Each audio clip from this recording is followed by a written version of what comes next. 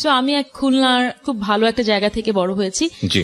একটা আপার মিডল ক্লাসের ফ্যামিলি থেকে, সেখানে সবাই শিক্ষিত, ভদ্র, জয়েন্ট ফ্যামিলিতে বড় হয়েছি। যেরকম প্রত্যেকটা ফ্যামিলিতে হয়, আব্বা আম্মার ঝগড়া দেখেছি, আম্মা দাদির ঝগড়া দেখেছি, তারপরও দেখেছি যে তারা সবসময় আমার মা নানির থেকেও দাদির সাথে বেশি ক্লোজ। খুব মজা করতে করতে বড় হয়েছি। বাবা কি করতো? আমার বাবা ব্যবসা করে, এখন আচ্ছা। ব্যবসা করে, বাবা ভালো আছে। কয় ভাই বোন? আমরা 3 ভাই বোন, আমরা 2 বোন 1 ভাই। আমার বড় বোন আছে, আমার বড় বোন ডেফ, ভালো করে কথা বলতে পারে না, শুনতে পারে না, ওকে, খুবই সুন্দরী। আমরা গেস করতে পারি। না, খুবই সুন্দরী, আমার থেকে অনেক অনেক সুন্দর। আমার ছোট ভাই আছে, ছোট ভাইও এবার এসএসসি পরীক্ষা দেবে, আমার থেকে 10 বছরের ছোট। ছোট? হ্যাঁ, আর আমার Okay. বড় বোন আমার থেকে 6-7 বছরের বড়। আমার মায়ের নিজে একটি স্কুল আছে, যারা অটিস্টিক, যারা ডেফ, কথা বলতে পারে না, তাদের জন্য সে নিজে একটি স্কুল পরিচালনা করে। বেসিক্যালি আমার বড় বোন যখন এরকম সমস্যা দিয়ে যাচ্ছিল, তখন থেকে তার উদ্যোগটা শুরু। আচ্ছা, তো অনেক বছরের কথা। ওকে। আমার মনে আছে ছোটবেলা থেকে খুব মজা করতে করতে, মানে আমার সবকিছু নিয়ে খুব ক্রিয়েটিভ একটা কাজ করতো। ছোটবেলা আমাদের সময় ওয়াকম্যান ছিল, সো ওয়াকম্যানে করতাম কি, 30 টাকা না 25 টাকা দিয়ে খালি ক্যাসেট কিনে আমি আমার দাদির কাছে যেতাম। সবকিছু ছিল আমার দাদি প্রথমে, যে দাদি একটা ইন্টারভিউ নেবো আপনার, ইন্টারভিউ নিতাম, দাদি রেকর্ড করতাম, মনে আছে, রেকর্ড করে আবার শোনা যেত। আমার Okay. কাছে খুবই ভালো লাগতো, রেকর্ড করে আবার আমি কথা শুনতে পারি। আমার আব্বু বিদেশ থেকে এনে দিয়েছিল ওখানে। তারপর আমার মনে আছে যখন ল্যান্ডফোন, আমার বাবা কুয়েতে থাকতো যখন ছোট ছিলাম, তো তখন দাদি কিছু বা ফুপুরা কিছু বললে বা আম্মু কিছু বললে, সব আব্বুকে বসে বসে রাত্রেবেলা আব্বা যখন ফোন দিত, তখন আব্বুকে কমপ্লেন করতাম, এটা হয়েছে, এটা হয়েছে। সকালবেলা আবার দাদি বলতো, বিকজ জয়েন্ট ফ্যামিলি তো, পাশের রুমে কি বসে শোনা যায়, তুমি তোমার আব্বাকে আমার নামে কমপ্লেন করছো, এরকম। মানে খুব মজা করতে করতে চাইল্ডহুড আমার খুবই ভালো ছিল। আচ্ছা, অবশ্যই।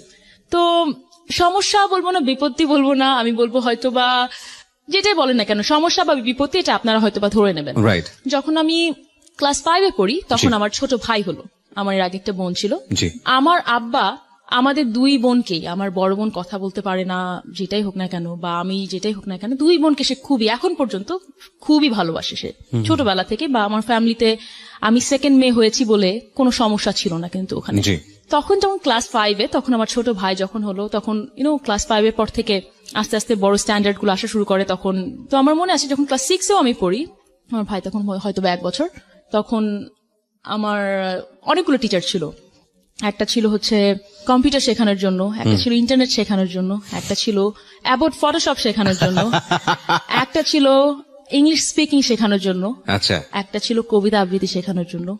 শুনতে খুব হাস্যকর লাগবে, একটা হুজুর ছিল, মানে শুনতে হাস্যকর লাগবে যে এত টিচার ছিল আমার। Right, আর right. তাছাড়া তো অন্যান্য সাবজেক্ট ওয়াইজ কিন্তু আমি এখনো যাইনি, সাবজেক্ট ওয়াইজ তো টিচার ছিল, ছিলই। কোচিং সেন্টার ছিল, সারাদিন আমি খুব বিজি থাকতাম আচ্ছা। পড়ালেখা নিয়ে, এগুলো নিয়ে, অ্যাক্টিভিটি নিয়ে। তো যখন ক্লাস 8-এ আমি উঠি, তখনও বুঝতে পারি যে কিছু সমস্যা, না আমি বলবো কি 8 থেকেও ঠিক আছে, বিকজ 8 পর্যন্ত আমি হয়তো বা বুঝতামও না যে আমাকে নেগলেক্ট করা হচ্ছে বা ইগনোর করা হচ্ছে, এই ব্যাপারটাও আমি তখন থেকে বুঝতাম না। তো আমি যখন ক্লাস 9-এ পড়ি, আমার মনে হয় তখন থেকে ইয়াস, আমার আব্বুর একটা ইয়ে হচ্ছে কি, আচ্ছা আমি প্রথমে বলে নিচ্ছি, 2 ঘন্টার জন্য আমি ভুলে যেতে চাই আমি কি নিয়ে কথা বলছি। হ্যাঁ, তো Exactly, আমি আমার আমরা আশেপাশে সেটাও কি চাই। আছে। তো আমার আব্বুর একটা ব্যাপার হচ্ছে কি, সে খুব গালিগালাজ করে, মনে করেন কিছু হলেই গালি দেবে, সবাইকে গালি দেবে। Okay. মনে করেন এটা আমাদের ফ্যামিলির একটা ট্রেডিশন, আদর করেও একটা গালি দিয়ে কথা বলবে। আচ্ছা, আচ্ছা, okay. এরকম একটা কথা যে আদর করেও সে গালি ছাড়া কথা বলতে পারে না। আমার চাচারাও আছে এরকম, কিছু কিছু, সবাই না, বাট কিছু কিছু আদর করে হলেও গালি দিয়ে কথা বলবে। আমি আমার মায়ের মতো একটু, যে না খুব সেলফ রেসপেক্টটা খুব বেশি, যে না তুমি আদর করে হলো, ভালো করে হলো, তুমি কেন গালি দিয়ে কথা বলবে আমার সাথে, এরকম ছিলাম আমি। তো যখন ক্লাস 9-এ উঠি, যখন দেখছি যে আব্বু গালি দিয়ে কথা বলছে, এটা বলছে, আমার না আস্তে আস্তে খুব আমার খুব লাগছে, না আমাকে কেন গালিটা দিল, আমাকে কেন একটা গালি দিয়ে কথা বলবে। আমি নিতে পারতাম না আস্তে আস্তে, কিন্তু আব্বুর উপর কথাও বলতে পারবো না, এরকম। আমি বলবো না আমি যে খুবই ভদ্র বা খুবই ভয় পাই এরকম একটা বাচ্চা ছিলাম, একেবারেই না। আমার কিছু হলেই আমি যখনই কোনো কিছু পছন্দ করতাম না, সেটা আমার দাদা, চাচি, ফুপু, চাচা যেই হোক না কেন, আমি সরাসরি মুখের উপর বলতাম যে না, আমি আই ডোন্ট লাইক ইট। আমি এরকমই ছিলাম। ক্লাস 9-এ যখন পড়ে, একটা সময় আমি কোচিং এ যাওয়া শুরু করলাম, একটা ছেলেকে খুব ভালো লাগতো তখন। ওকে। কোচিং এ আমার বাসার নিচেরটাতে কোচিং সেন্টার ছিল। তো 9-এ উঠে দেখলাম কি, একবার প্রেম কাহিনী দিয়ে শুরু করলাম। আমি একটা রিক্সা নিয়ে যাচ্ছি, আমার পাশে আমার 2টা ফ্রেন্ড বসা, যেতে যেতে দেখলাম কি, একটা সুন্দর একটা ছেলে, খুবই ফর্সা, একটু সুন্দর টাইপের, একটা জন আব্রাহাম টাইপের একটা হেয়ার কাট নিয়ে সে যাচ্ছে, সেও একটা রিক্সায় যাচ্ছে। তো আমি একটু, হয় না ফ্রেন্ডরা ছোটবেলা থেকে অনেক কিছু নিয়ে গল্প করে, আমি অত কিছু নিয়ে গল্প করতে পারতাম না, আমার একটু শাই লাগতো। তো আমার ফ্রেন্ড বললো কি যে ওই ছেলেটা পিছ পিছ রিক্সা নিয়ে চলেন। আমি বললাম কি একটা ছেলেকে আমরা ফলো করবো, যা কিরকম লাগে না দেখতে। Okay. বলে কি না কিছু হবে না। তো ছেলেটা দেখছে যে সেটাকে ফলো করছে, ছেলেরা করলো কি একটা কাগজ ছুঁড়ে মারলো। আমার ফ্রেন্ডরা ওই কাগজটা উঠাবে না, একটা ছেলে একটা রিক্সা দিয়ে যাচ্ছে, চলন্ত রিক্সা থেকে একটা কাগজ ছুঁড়ে মারছে, আমরা একটা মেয়ে হয়ে উঠাতে যাবো, মেয়ে হয়ে না মানে একটা কেন আমি একটা কাগজ উঠাতে যাবো, একটা ছেলে ভদ্রতারও তো একটা ব্যাপার আছে, সে নিতে পারতো। তো না ওরা যে উঠালো, দেখলাম ছেলেটা ফোন নাম্বার দিয়েছে। তো আমার 2টা ফ্রেন্ডই তাকে যে কল দিল, তখনও আমার হাতে মোবাইল ফোন আসেনি, আমার মোবাইল ফোন এসেছিল তারও কিছুদিন পরে, ক্লাস 9-এ। জি। আমার ফ্রেন্ড গুলো বাইরে থেকে তাকে, বাইরে তখন কিন্তু অনেক ল্যান্ডলাইনে ফোন দেওয়া যেত, বাইরে থেকে বা ফোন থেকে ফোন দেওয়া যেত। ফোন দিল ছেলেটাকে, তো ছেলেটা বললো ঘুরায় ফিরায় আমার কথায় আসতেছে, তো তোমাদের লম্বা মেয়েটা ছিল, ওকে দাও, ওকে ফোনটা দাও। ওকে। এখন আমি তো কথা বলতে পারবো না, কথা বলতে ভয় লাগে, একটা ছেলের সাথে কথা বলবো কেমন লাগবে শুনতে। তো ছেলেটা একটা সময় আমি যে ফোন 3 বা 4 দিনের দিন আমি ফোনে কথা বললাম, হ্যালো বললাম, হ্যালো শুনে আমার মনে হলো কি আমার দাদার মতো ভয়েস, ভয়ে আমি ফোনটা রেখে দিয়েছি। তো আমার ফ্রেন্ডরা বলে কি যে তুমি এত বোকা কেন, তো ভীতু কেন। আমি বললাম কি না, পরে এরকম করতে করতে আমি বললাম কি যে আপনার সাথে আমি ফোনে কথা বলতে পারবো না, ওকে বলো আমি ফোনে কথা বলতে পারবো না, আপনি করে বলতে, আমার থেকে 1 বছর বড় ছিল। আমি বললাম কি যে ওনাকে আমার ইমেল অ্যাড্রেসটা দাও, ইমেলে কথা বলবো। আচ্ছা। তখন থেকে আমরা ইমেল অ্যাড্রেসে কথা বলা স্টার্ট করলাম, 2-3 মাস ইমেলে কথা বললাম, কথা খুবই বলার পরে মডার্ন প্রেম যেটাকে বলা চলে, একবারে স্টার্টই হয়েছে ইমেইল দিয়ে। আমরা শুনি যেটা চিঠি দিয়ে হয়, ফোনে হয়, but they started by email. Okay. হ্যাঁ, আর 2005-06 দিকে কিন্তু ইমেল বা কম্পিউটার এত পপুলার ছিল right, না এতটা ছিল না। খুলনার মতো জায়গায়। তো আচ্ছা, এখানে আমি বলে রাখি একটু যে তখন কিন্তু আমার বাসায় পার্সোনাল কম্পিউটার ছিল, তখনই কিন্তু আমার বাসায় ইমেল ছিল, তখন ব্রডব্যান্ড লাইনের সাথে কিন্তু কানেক্টেড ছিল। তো আমার আব্বা আমাকে সবকিছু দিয়েছিল, আমি যা যা চেতাম বা বলার আগেই সে, তখন হয়তো ইমেল বুঝতামও না, আমার আব্বা বলছি না তুমি এটা নিয়ে নাও, এটা মডার্ন ফ্যাসিলিটি, তুমি শেখো, ফ্যাক্সও নাও, ফ্যাক্স মেশিনও নাও। ফ্যাক্স মেশিন দিয়ে আমি কি করবো? তো সে যে তো যা যা ভালো জিনিস আছে সব আমার মেয়ে শিখবে। আচ্ছা। এরকম নাহলে আমি আপনাকে যেটা বললাম যে অ্যাবোট ফটোশপের জন্য সে আমার একটা টিচার রেখে দিয়েছিল আমাকে শেখানোর জন্য। যাই হোক, ছেলেটার সাথে কথা বললাম ইমেলে, কথা বলতে বলতে মাঝে মাঝে হয় না প্রেম, নতুন নতুন প্রেম করলে তোমার সাথে একটু ফোনে কথা বলবো, মানে দেখা করা তো দূরে থাকো, ওই সাহসটাই ছিল না, ফোনে কথা বলবো, ফোনে তো ল্যান্ডলাইন, তো ফোন দিত। বাই সামহাউ কিছুদিন পরে তারা ধরলো যে পিয়া একটা ছেলের সাথে ফোনে কথা বলে। ওকে। আমি তো খুবই ভয় পেতাম যে না আমি ফোনে কথা বলছি না, কেউ না। এবং আমার বাসায় অনেক অনেক উল্টাপাল্টা ফোনও আসতো, যেটা হয় একটা মফস্বলের একটা মোটামুটি সুন্দর মেয়ে থাকলে অনেকে ফোনে ফোন দিত, এরকম একটা ব্যাপার ছিল। তো আমি ওই ছেলের সাথে কথা বলতাম, আর কারোর সাথে কিন্তু কথা বলতাম না, কিন্তু বাসায় অনেক ফোন আসতো। একটা সময় যখন এটা নিয়ে এত মাত্রায় বেড়ে গেল, আমি কিন্তু তখন পর্যন্ত শুধু ফোনে কথা বলতাম, যে আমার পুরো ফ্যামিলির মধ্যে ছড়াই গেল যে পিয়া ছেলেদের সাথে ফোনে কথা বলে, এরকম এরকম। আমার আব্বা আমার কানে দিতে লাগলো সবাই কথা, যেহেতু জয়েন্ট ফ্যামিলিতে ছোট একটা তিলকে তাল বানানো খুবই কমন ইস্যু ছিল তখন। রাইট। মজাও পায় অনেকে, মজা পাই, আসলে মজাই পাই এটা, যে হয় না আরেকটা ফ্যামিলিকে একটু ডাউন করে দেখানো, পচানো বা যেটাই বলি না কেন আমরা। আব্বাকে এসে বলা স্টার্ট করলো, আব্বু তো খেপে যাচ্ছে। এখন আব্বুর সাথে আমার খুবই ভালোবাসার সম্পর্ক ছিল, যেখানে অত ওপেন আমি বলবো না, যেখানে মনে করেন সবকিছু শেয়ার করা যায়, একেবারে ছিল না। এটা আমার মার সাথে করতে পারতাম। একটা সময় যে আমি আমার মাকে বললাম আম্মু আমি একটা ছেলেকে পছন্দ করি, বিকজ আমার আম্মার সাথে আমি সবকিছু শেয়ার করতাম, এখন পর্যন্ত করি, সবকিছু মানে সবকিছু। আমি যখন বললাম, আমার আম্মু আমার পুরো কথাটা শুনে আমাকে বললো কি যে দেখো তুমি এখন অনেক ছোট, সবাইকে বোঝানোর চেষ্টা করলো যেভাবে নর্মালি বাবা মারা বোঝায়, যে এটা এখন না, আমরা পরে দেখবো, তুমি ভালো করে এখন পড়াশোনায় মনোযোগ দাও। আমি বললাম আচ্ছা ঠিক আছে, কিন্তু সবাই যে আমার সাথে এরকম করছে, আমার চাচা ফুপুরা আব্বুরা, আমি কিন্তু এটা নিতে পারতেছি না, বিকজ আমার তখন পড়ার অনেক টেনশনও থাকছিল, প্রি টেস্ট, আমি সায়েন্স থেকে পড়তাম, সবচেয়ে ভালো স্কুলে পড়তাম, তো এই ব্যাপারগুলো নিতে পারতাম না। আম্মু বললো কি তুমি কান দিও না, তুমি পড়ো শুধু। আমি চুপ করে থাকলাম, আচ্ছা ঠিক আছে। পরে দেখলাম কি এই ব্যাপারটা না বেড়ে যায়। আমি কিন্তু কথা থামাইনি, জাস্ট বিকজ আমার চাচা ফুপুরা বলেছে তুমি একটা ছেলের সাথে কথা বলতে পারবা না, তাই বলে আমি কথা থামাই দেবো, হতেই পারে না। হতেই পারে না। এটা আমি কেন বলছি, মানে আমি বলছি কি যে আমি একটা জিনিস যতক্ষণ না পর্যন্ত আমি নিজে চিন্তা করবো জিনিসটা রং, আমি ততক্ষণ না পর্যন্ত এটা ছাড়ি না। By natural you are like that? By natural I am like this. আমি আমার কথা যারা শুনছেন তারা শুনতে শুনতে বুঝতে পারবেন যে আমি এরকমই। আমি কিছুটা গেস করেছিলাম, মানে আই গেস, মানে হয় না ফেস দেখে। আমি এত লাইফের স্টোরি শুনেছি মানুষের জীবনে, মানে 400-500 তো অনেক হয়েছে, 4-5 হাজার শুনেছি। তো এখন এরকম হয় যে একটা মানুষের ফেস দেখলে বুঝতে পারি তার লাইফের স্টোরি কি হতে পারে। তো somehow I guess about you যে ওকে উনি একটু হলেও স্বাধীন চেতা মানুষ, হ্যাঁ, এবং ও অফকোর্স যেই প্রফেশনে উনি আছেন বাংলাদেশের সামাজিক প্রেক্ষাপটে বা যাই বলি না কেন, এরকম স্বাধীন চেতা না হলে এই জায়গাটায় সাকসেস করাটা খুব ডিফিকাল্ট। সো ইন দ্যাট সেন্সে তারা হচ্ছেন চেঞ্জ মেকার। আমি যেটা ওনার সঙ্গে ফোনে কনভারসেশন করছিলাম যে ওনারা হচ্ছেন চেঞ্জ মেকার, ওনারা একটা জনরা ক্রিয়েট করছেন, হয়তো পরের জেনারেশনে যারা আসবে তাদের জন্য কাজ করাটা অনেক বেশি ইজি হবে। সে আপনি যে প্রসঙ্গে ছিলেন যে আপনি কথা বলা থামাননি। হ্যাঁ, হ্যাঁ, কথা বলা আমি থামাইনি। তো একটা সময়, আচ্ছা ছেলেটার কথা কিন্তু আমি এর আগেও বলেছি, বিকজ ছেলেটার নাম ছিল মিমো। মিমো, ওকে। তো সেটার পুরো নাম ছিল সাদ্দাম হোসেন মিমো। তখন আবার সাদ্দাম হোসেনের যুদ্ধ চলতেছে, আমার ফুপুরা বলে সাদ্দাম একটা ছেলের নাম হতে পারে, তুমি সেই ছেলের সাথে তুমি ফোনে কথা বলো, তোমার সাদ্দাম লজ্জা তখন অনেক পপুলার বাংলাদেশে, ভেরি পপুলার। তো এরকম করে কথা বলতো, তো আমি বলতাম কি যে আমি চুপ করে থাকতাম, কথা বলতে পারতাম। তো আমি মানে আমার খুব বেশি রেগে গেলে আমি খুব টস করে চোখ থেকে আমার পানি পড়তো, বাট আমি বেশি রেগে গেলে কথা বলতে পারতাম। তো একটা সময় যখন আমি দেখলাম যে তারপরেও আমি কথা একটু কমিয়ে দিয়েছিলাম বলতে কি, দিনে যদি আমি 2-3 বার ফোনে কথা বলতাম বা 2 বার কথা বলতাম, হয়তো বা তখন 2 দিনে 1 বার কথা বলতাম। কিন্তু কোনো মতেই দেখলাম কি আমার ফ্যামিলি থেকে জিনিসটা কমছে না, বেড়েই যাচ্ছে। প্রত্যেকে কথা, এবং প্রত্যেকে না আস্তে আস্তে আমার সাথে কথা কমানো স্টার্ট করলো, এবং খুব বাজেভাবে কথা বলতো। যখনই কথা বলতো খুব বাজেভাবে কথা বলতো, মানে আমার জয়েন্ট ফ্যামিলি যারা যারা ছিল। আমি যখন দেখলাম কি অতি মাত্রায় আমার উপরে মানসিক মেন্টাল টর্চারটা বেড়ে যাচ্ছে, আমি হয়তো টিভি দেখতে যাচ্ছি, ঠাস করে হয়তো আমার একটা ফুপু একটা উল্টাপাল্টা কথা বলে দিল, ঠাস করে হয়তো আমার বাবা একটা আমাকে গালি দিয়ে বসলো। আমি নিতে পারছিলাম না জিনিসটা, যে মনে হচ্ছিল কি বাসার বাইরে যতক্ষণ থাকি ততক্ষণই ভালো থাকি। আমি কোচিং সেন্টার, স্কুলে আরো বেশিক্ষণ টাইম থাকা স্টার্ট করলাম। একটা সময় যে আমি চিন্তা করলাম, আচ্ছা ঠিক আছে, আমার ফোনে কথা বলে এত সমস্যা, আমি ওর থেকে দেখা করবো, কি করবো আমার সাথে। তো আস্তে আস্তে দেখা করা স্টার্ট করলাম। ছেলেটাও খুশি, দেখা করছে মেয়ে, এতদিন তো দেখাও করতো না। ও দেখা করলাম, এটা কিন্তু আফটার 9 মাস পরে আমি প্রায় দেখা করেছি। তখন আমার হাতে নতুন ফোনও চলে আসছে, মোবাইল ফোনও পেয়েছি, দেখা করাও ইজি ছিল, 7 টাকা করে পার মিনিট ছিল, কথা বলার চাপ ছিল। মোবাইল ফোন শেখানোর জন্য কোনো টিউটর ছিল না তো? ও না, মোবাইল ফোন শেখানোর জন্য কোনো টিউটর ছিল না, বিকজ আমার এডিশন শেখানোর জন্য বাসায় টিউটর ছিল।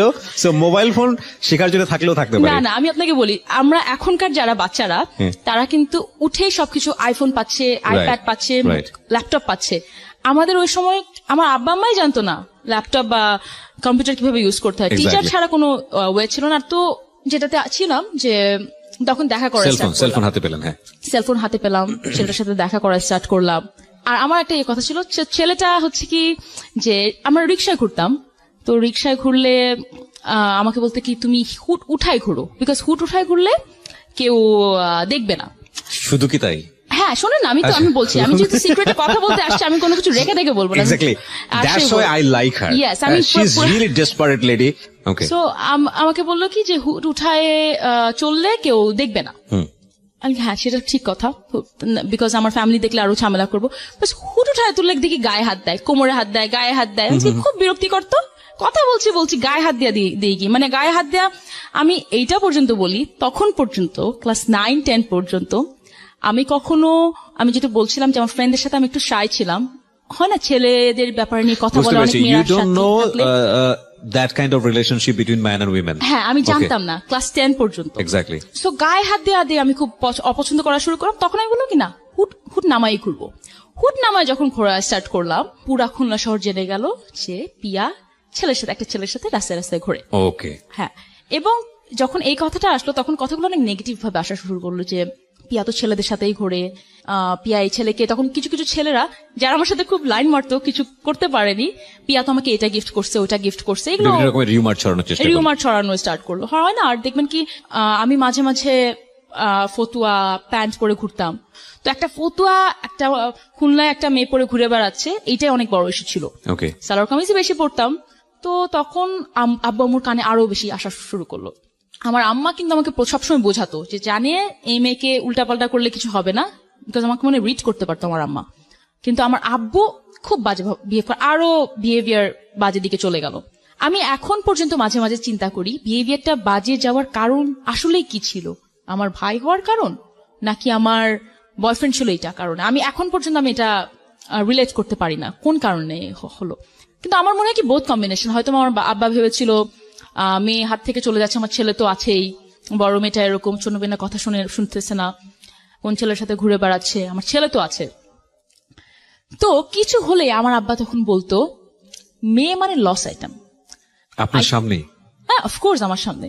মেয়ে মানে লস আইটেম, সেই কারণে তো বলি পড়ালেখা করলে করো, না করলে না করো, আমার কোনো যায় আসে না। আমার মনে আছে আমার আম্মা আমার আম্মা আমার দিকে তাকায় থাকতো, যে সে খুব কষ্ট পেত যখন বলতো মেয়ে মানে লস আইটেম। তো আমারও খুব খারাপ লাগতো যে মেয়ে মানে লস আইটেম, সে এই কথাটা কেন সে বড় আইস করবে। এটা হচ্ছে কি কিন্তু সেলফ রেসপেক্টের একটা জায়গা, যে যখন সে বললো যে মেয়ে মানে লস আইটেম, এই শুধু এটা না, আমি হয়তো বা কিছু কিছু গালি আনতে পারবো না বা বলতে পারবো না এখানে, আরো কিছু কিছু বাজে বাজে কথা স্টার্ট শুরু করলো। যখন সে শুনলো যে আমি এই ছেলেটার সাথে ঘুরি, রিক্সা ঘুরি, এটা তখন সে একটা টাইমে আমাকে বললো কি, আরো খুব বাজে একটা কথা বলেছে, যে এরকম কথাটা যে এত বড় হয়ে গেছো, কালকে একজনের সাথে থাকলে পরশুদিন তোমার একটা বাচ্চা হবে, বাট তুমি এখনো বোঝো না, এরকম খুব বাজে বাজে ল্যাঙ্গুয়েজে সে আমার সাথে কথা বলা স্টার্ট করলো। ওকে, এর মধ্যে আমার আরো কিছু ফেজ যাচ্ছে, বিকজ আমি একে এসএসসি পরীক্ষার জন্য নিজের প্রিপারেশন নেওয়া লাগছিল। বাবা মা এই দিক দিয়ে বাজে বাজে কথা বলা স্টার্ট করলো, মা বলবো না আমার। তার মধ্যে এই ছেলে যাইটার সাথে আমি প্রেম করতাম, বা যেটাই বলেন না কেন, infatuation, love, whatever you say, সেই ছেলে, আমি খুব খুব রিজার্ভ ধরনের একটা গার্লফ্রেন্ড ছিলাম, যে না তুমি এই মেয়ের সাথে দেখা করতে পারবো না, এটা করতে পারবো না, ওটা করতে পারবো না। আমার মনে হয় কি আমি যেটা শিখেছি, যেটা দেখেছি, পজিটিভ ছিলাম অনেক বেশি, সেটা অ্যাপ্লাই করতাম। তো আমার বয়ফ্রেন্ড ওরকম ছিল, তুমি এটা করতে পারবে না, আমার ছেলে ফ্রেন্ড ছিলও না, সো বলার কোনো রিজন ছিল না। তখন সেই ছেলে আমাকে একটা সময় এসে বললো যে তাকে তার কোন বিদেশ থেকে একটা কাজিন এসে বলছে এই মেয়ে তো কিছু করতে পারবে না, এত শুকনো একটা মেয়ে কিছু করতে পারবে না। Okay, quote and quote, sorry to say. Okay, তো যাই হোক, সে বললো এই মেয়ে তো কিছু করতে পারবে না। তার মানে সে মিন করছিল এরকম যে এই মেয়েটার সাথে যদি কখনো বলি যে সেক্স করবো, এই মেয়েটা কখনো তো রাজি হবেই না, বা এই মেয়েটা, সে আমাকে হয়তো, আমার মনে নাই ভালো করে, বাট সে আমাকে অনেকভাবে বোঝানোর চেষ্টা করেছিল। ওকে, আমি যেহেতু জানতাম না ব্যাপারটা কি, আমি বুঝিও নি সে কি বোঝানো, কিন্তু আমি এইটুকু বুঝছিলাম ছেলে মেয়েদের মধ্যে কোনো একটা রিলেশনশিপ হয়, এরকম কিছু একটা হয়, আমি জানি না। তো আমার জন্য খুবই টাফ ছিল বোঝা যে কি বোঝানো চাচ্ছে। তো আমি ছেলেরা যখন আমাকে বললো যে আমার একটা কাজিন এসে বলেছে যে তুমি এই মেয়ে তো কখনো কিছু করতে পারবে না, আমি বললাম কি না, কেন করতে পারবো না, আই ক্যান ডু এভরিথিং। বলছি না তুমি তো জানোই না কি করে, তুমি আর তুমি জানতে চাও না, আমি বললেও তুমি বোঝার চেষ্টা করো না, রাইট। সো আমি বললাম কি যে না আমি করতে পারবো।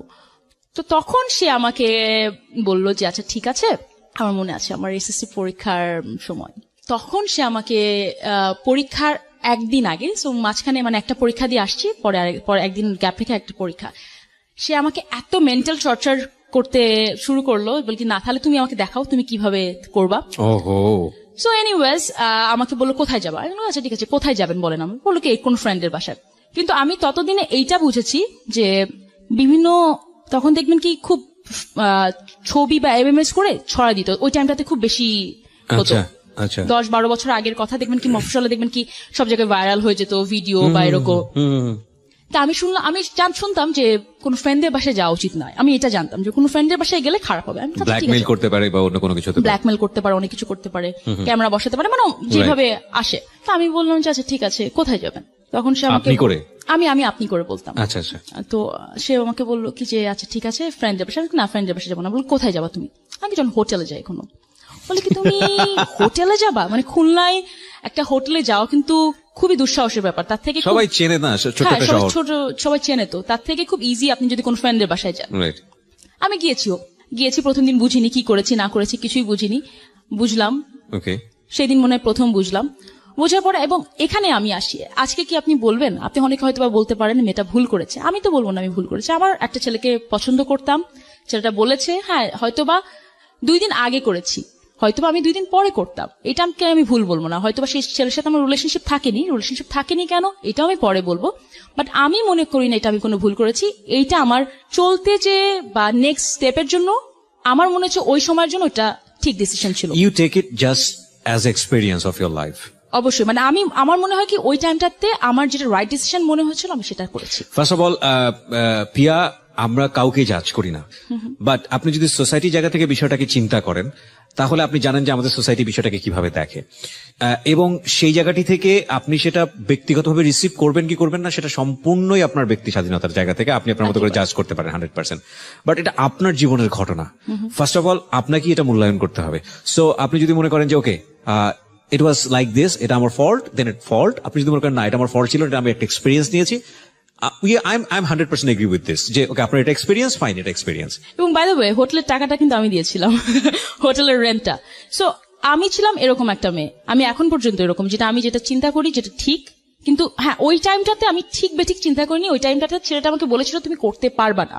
সো আমার জন্য এটা খুব বড় ব্যাপার ছিল, challenge কেউ হয়ে আমাকে গিয়েছিল। হ্যাঁ কোনো কিছু যদি বলে তুমি করতে পারবা না, আমি কেন করতে পারবো না, এবং ছেলেটাকে আমি পছন্দও করতাম তখন। ওকে, তখন যাই হোক, সো আর শুধু সেটা না, তখন আমার মাথার মধ্যে অনেক মেন্টাল প্রেশার কাজ করছিল। হয়তোবা এই টাইমটাতে আমার বাবা মা বা আমার পুরো ফ্যামিলি যদি আমাকে সাপোর্ট দিত, আরো ভালোভাবে বোঝাতো, যেটা আমার মা তার জায়গা থেকে অনেকখানি ট্রাই করছে, বিকজ সেও অনেক প্রেশারে থাকতো। তার আমার ফ্যামিলি তাকে আমার জন্য অনেক কথা শোনাতো যে তোমার মেয়ে কথা শোনে না, তুমি কিছু বলো না, এরকম।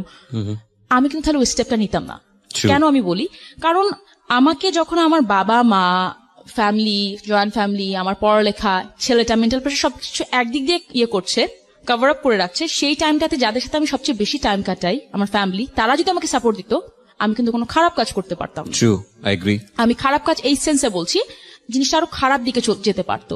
আমি Right. প্রেগনেন্ট হয়ে যেতে পারতাম, আমি আমার একটা এমএমএস বেরোতে পারতো, একটা ভিডিও বেরোতে পারতো, অনেক কিছু Right. বেরোতে Right. পারতো। Right. আর আমি যদি আজকে এই সময় এখানে এসে না বসতাম, আজকে পিয়া হিসাবে আমি কথাটা বলতে পারতাম না। পারতেন না। এবং True. আমি আপনাদের যারা শুনছেন, আমি তাদেরকে বলি, আমি ম্যারিড, আমার জামাই কিন্তু জানে আমার বয়ফ্রেন্ডের কথা, Okay. এবং সে সবকিছুই জানে, বিকজ আমি বিয়ের আগে কিন্তু সবকিছু তাকে বলেছি ফাইন, যে এটা এটা এটা এটা আমি লাইফে আমি করেছি, ওকে, whether you accept it or not, আমি করেছি, এখন কিছু করার তো আমার নাই। রাইট। তো ও বুঝেছে। তো যাই হোক, আমি তখন আমার এসএসসি পরীক্ষা চলছে, এরকম একটা সময় ছেলেটাকে বলেছিলাম যে আপনি এটা করতে পারবেন, বাট আপনি এই একটা মেয়ের সাথে দেখা করবেন। একটা মেয়ে ছিল ওখানে, সুন্দর একটা মেয়ে ছিল, মেয়েটা সবার সাথে টাঙ্কি টাঙ্কি মারতে, বলতে আপনি এই মেয়েটার সাথে কিন্তু দেখা করতে পারবেন না। সুন্দর মেয়ে ছিল বলে কি আপনি ভীত ছিলেন? একটু তো ছিলাম অবশ্যই, আমি আমার জামাইকে নিয়েও এখনো খুব positive, I am a very positive girl, কিন্তু না এখন আগের থেকে অনেক অনেক বুঝি। তো যাই কত হোক, বছর হলো বিয়ের? কত বছর? বিয়ে 3.5 বছর। ওকে, আমি গ্র্যাজুয়ালি যাবো ওই জায়গাটিতে, হ্যাঁ, যেখানে আছি, এসএসসি। হ্যাঁ, সো এসএসসি পরীক্ষা, তখন ছেলেটাকে একদিন দেখলাম ওই মেয়েটার সাথে ওহো, কোচিং সেন্টার, আর একটা কোচিং, যে কোচিং সেন্টারের সাথে পড়ে না, সেই কোচিং সেন্টার জাস্ট মেয়ের সাথে দেখা করার জন্য সে গিয়েছে। আচ্ছা, দেখলাম। পরে আরেকবার দেখলাম যে তখন আমার একটা ফ্রেন্ড ছিল, সুন্দর একটা ফ্রেন্ড ছিল, ওকে আমি বললাম তুমি ওকে ফোন করে ডাকো, বলো কি পি আমাকে উল্টাপাল্টা কথা বলছে, আপনি আমার সাথে দেখা করতে পারবেন কিনা। রূপসা ব্রিজের নাম তো মনে হয় সবাই জানেন যারা, জি, খুলনা রূপসা ব্রিজ, বিখ্যাত। খুলনা রূপসা ব্রিজ। ছেলেটা আমার ফ্রেন্ডের সাথে দেখা করার জন্য চলে আসছে ওখানে। আর তো যাবে কোথায়, আমি তো এগুলো সব একটা ট্র্যাপ সাজানো ছিল আমার। তো আমি, লুবনা ওর নাম ছিল, ও এখন ক্যানাডাতে থাকে, আমার খুব ক্লোজ ফ্রেন্ড। তো আমি লুবনাকে বললাম যে লুবনা তোমার যাওয়া লাগবে না, তুমি শুধু এইটুকু করো, ও যদি যায় ওর সাথে আমার রিলেশনশিপ এখানে এসেছে, তার মানে ওকে যেই মেয়ে ডাকে ও সেখানে যায়। সেখানে Because যায়। তার আগে ওকে আমি আমার ওই মেয়েটার সাথেও দেখেছি, আর অনেক রিউমার তো আসে, আমি রিউমার শোনা পাবলিক না, আমি হচ্ছে যেটা নিজের চোখে দেখবো সেটা। রাইট। তখন দেখলাম ছেলেটা দেখা করতে আসছে ওখানে রূপসা ব্রিজে। ও আমাকে দেখে ভয় এমন ভাবে একটা দৌড় দিয়েছে, এটা যদি আপনারা যদি দেখেন, আমার এখন কিছু হলে সবার হাতে খুব স্মার্টফোন আছে, তখন কারোর হাতে অত স্মার্টফোন ছিল না বলে কেউ ভিডিও করে না, আদারওয়াইজ আই এম শিওর সবাই ভিডিও করতো। তখন ছেলেটা দৌড় মারলো, আমার পিছ দৌড় মারলাম, পুরো রূপসা ব্রিজে দৌড়াতে দৌড়াতে। ও, আপনিও দৌড়াচ্ছিলেন পিছে পিছে? অফকোর্স, ওকে ধরবো তো আমি, এত ইজি তো না কাউকে ছেড়ে দেবো। সো যাই হোক, সো রূপসা ব্রিজে ওই নদীর ওখান থেকে দৌড়াতে দৌড়াতে, ওখানে একটা সিঁড়ি আছে যেখানে রূপসা ব্রিজের উপরেও যাওয়া যায়, নদীর ওখান থেকে দৌড়াতে দৌড়াতে ওই পর্যন্ত আসছে। পরে দেখছে কি ও ছেলেটা বুঝতে পারছে যেখানে তো সবাই, বিকজ রূপসা ব্রিজে তখন হাজার হাজার মানুষ বসে থাকতো ব্রিজ দেখার জন্য, খুলনার মানুষের তখন Okay. খুলনা এন্টারটেনমেন্টের তো কিছু নাই না না, সেরকম। খুলনা না, এটা পুরো বাংলাদেশের অবস্থা, এখন মাটি খুললে লোকজন দাঁড়িয়ে থাকে ওখানে দেখার হ্যাঁ, জন্য। so, আর তখন তো মনে করেন 10-12 হ্যাঁ। বছর আগের কথা, 12 বছর আগের কথা, তখন তো ওখানে সবাই খুব, কেন ইমাজিন পিয়াকে যারা দেখেছেন, এত সুন্দর একটা মেয়ে পুরা ব্রিজের কাছাকাছি, এবং যেখানে লোকারণ্য সেখানে দৌড়াচ্ছে একটা ছেলের পেছনে, এবং ছেলেটা বাঁচার জন্য রুদ্ধশ্বাসে মেয়েটার হাত থেকে বাঁচার, ইমাজিন করেন তাহলে বুঝবেন মজাটা কি আসলে। হ্যাঁ, ওকে, just ছেলেটা যেটা বললাম সুন্দর দেখতে ছিল, জন আব্রাহামের মতো হেয়ার কাট, ফর্সা, একটা চশমা পরতো। তো দৌড়াতে দৌড়াতে ও যখন দেখলো সব মানুষের হাতে তালি দিচ্ছে, আরো মানুষ ভিড় হয়ে গেল, ও তখন ওখানে যে থামলো। আমার মাথায় তখন কোনো সেন্স নাই কোন মানুষ তালি দিচ্ছে, কোন মানুষ কি দেখছে। আমি ওকে, ও যখন থামছে তখন আমি জাস্ট ওর চশমাটা নিয়ে ভাঙলাম, এক হাত দিয়ে চুল ধরছি, আর এক হাত দিয়ে মার দেওয়া স্টার্ট করলাম। কি যে মারটা দিয়েছি কি ভাই, পরে আমি অনেক ছেলেকে মারছি অন্যান্য কারণে, বাট এমন মায়ের ওকে আমি দিয়েছি। এবং আমি বলি, আমি এক হাত দিয়ে চুল ধরছি, এই হাত পুরো হাত মুঠ ভর্তি আমার চুল ছিল, এবং ওই চুল আমি 1 বছর রেখে দিয়েছিলাম আমার কাছে। সো My আমি যার জন্য goodness. করি, অনেক করতে পারি। আমি যদি কাউকে লাভ করি, আমি হোটেল যাওয়া পর্যন্ত আমি গিয়েছি, পয়সাও দিয়েছি নিজের পকেট থেকে। নিজের পকেট থেকে পয়সাও দিয়েছি। আবার তাকে মারতে যখন উল্টাপাল্টা পাবলিকলি দেখছি যখন ফাইন, তখন কোনো দ্যাটস ওয়াই আমার জায়গা থেকে আমার পার্সোনাল ওপিনিয়ন হচ্ছে she is very honest girl. মানে এটা খুব অল্প সময় ধরে তাকে চিনি, সেই জায়গা থেকে আমার কাছে মনে হচ্ছে she is really really honest hearted. Okay, so আপনি তাকে মারলেন, হ্যাঁ আমরা মারলাম। চাই আপনি আরো কিছুক্ষণ মানে আরো কিছুক্ষণ এই গল্পটা কন্টিনিউ হোক। কি হলো অ্যাটলিস্ট আর কি? তো মারার পরে একটা সময় পুলিশ আসলো, পুলিশ আমার চাচা ওখানকার কমিশনার ছিল, এখনো পুলিশ আছে। চলে আসলো মারের ঠেলায়? হ্যাঁ, আর রূপসা ব্রিজে তো মনে করেন পুলিশ থাকবেই, খুবই স্বাভাবিক Okay. ব্যাপার। 2-3 জন পুলিশ আসলো, তো আমাকে দেখে চিনেছে, বিকজ আমার চাচা ওখানকার খুব খুব পপুলার ব্যক্তি ছিল, আর আমাদের বাসাও ওখানে ছিল, তো আমাদের কম বেশি চিনতো ওখানকার মানুষজন। ওকে, সো আপনি তখন এসএসসি তে পড়েন, এসএসসি পরীক্ষা দিচ্ছি তখন, SSC বা পরীক্ষা- এসএসসি পরীক্ষা শেষ হয়েছে তখন। কিছু পুলিশ আসলো, তারপর? পুলিশ আসার পর আমাকে বলল যে আপনি এখানে কি করছেন, আপনি বাসায় যান, বাসায় চলে যান। তো আমি ভদ্রভাবে আমি মাইটটা দিয়ে আমি বাসায় চলে গিয়েছি, চুলগুলো সাথে করে নিয়ে। চুলগুলোর সাথে করে, অফকোর্স। সো এইটাই ছিল ছেলেটার সাথে আমার লাস্ট দেখা। এরপরে আমার কয়েকবার রাস্তায় চোখাচোখি হয়েছে, কয়েকবার ফোনে, এগুলো আমি পরে আস্তে আস্তে কথা বলবো। জি, কিন্তু তার আগে একটু বলিনি, আমি মেন্টালি তখন কতখানি প্রেসারে ছিলাম এটা বোঝানোর জন্য আর একটু বলি যে আমি যখন ক্লাস 9-এ পড়ি তখন থেকে তো অ্যাকচুয়ালি শুরু সবকিছু। আমি যখন স্কুলে যেতাম, আমি যেটা বলেছিলাম যে আমি স্কুল কোচিং সেন্টারে বেশি টাইম থাকা শুরু করলাম, হয় না, এক্সট্রা ক্লাস বা বসে একটু আগে যাই, তখন আমি যখন 9-এ পড়তাম 10-এর মেয়েরা আমাকে দেখলেই কথা বলতো, কি যেন বলতো, মনে করেন ইফটি সিং যেভাবে করে ওরকম ভাবে কথা বলতো, ওদের ক্লাসের সামনে থেকে আমার যাওয়া লাগতো। 10-এর মেয়েদের মধ্যে ওই মেয়েটাও পড়তো, যে এই মেয়েটাকে আমি বলেছিলাম কোচিং সেন্টারে যে আপনি এর সাথে দেখা করবেন ওকে না, ওকে। এই মেয়েটাও পড়তো। তো ওর ফ্রেন্ডদেরকে দিয়ে, ও নিজে সবসময় কিছু বলতো না, ও চুপচাপ টাইপের ছিল, তো ওর ফ্রেন্ডদেরকে দিয়ে এইভাবে বলাতো। একদিন এত মেন্টাল প্রেসারে ছিলাম, একদিন দিলাম মায়ের মেয়েগুলোকে, 5-6টা মেয়েকে একসাথে দিলাম মায়ের। ক্লাস 10-এর? ক্লাস 10-এর মেয়েদেরকে মারলাম। আচ্ছা। আমি একাই যা মারলাম 5-6টা মেয়েকে, আমিও মার খেলাম, আর আমি দিলাম মার 5-6 জনকে একটা মার দেওয়া তো Right. চারটেখানি কথা না। মার দেওয়ার পরে আমার আম্মাকে ডাকলো স্কুলে, হেডমিস্ট্রেস ডাকলো, ফারহানা নাজ আমার মনে আছে। তো ফারহানা নাজ আমাকে বললো যে খুবই ভালো মহিলা, খুব রেসপেক্ট করতাম আমি, খুব ভয়ও পেতাম যেহেতু হেডমিস্ট্রেস, সম্মানও করতাম। বললো কি যে আমি ছেলেদের স্কুলে অনেকদিন প্রিন্সিপাল ছিলাম, ছেলেদের স্কুলে মারামারি হয় জানতাম, বাট মেয়েদের স্কুলে মারামারি হয় এটা আমি প্রথম দেখলাম, তাও এইভাবে মারামারি হয়। তো আমার মনে আছে আমাকে যখন কথা বলেছিল, হয়তো বা তারা শুধু দেখেছিল, ওরা বলেছে তুমি মার দেয়া স্টার্ট করছো, কেন তুমি মার দিলা, এইটাই।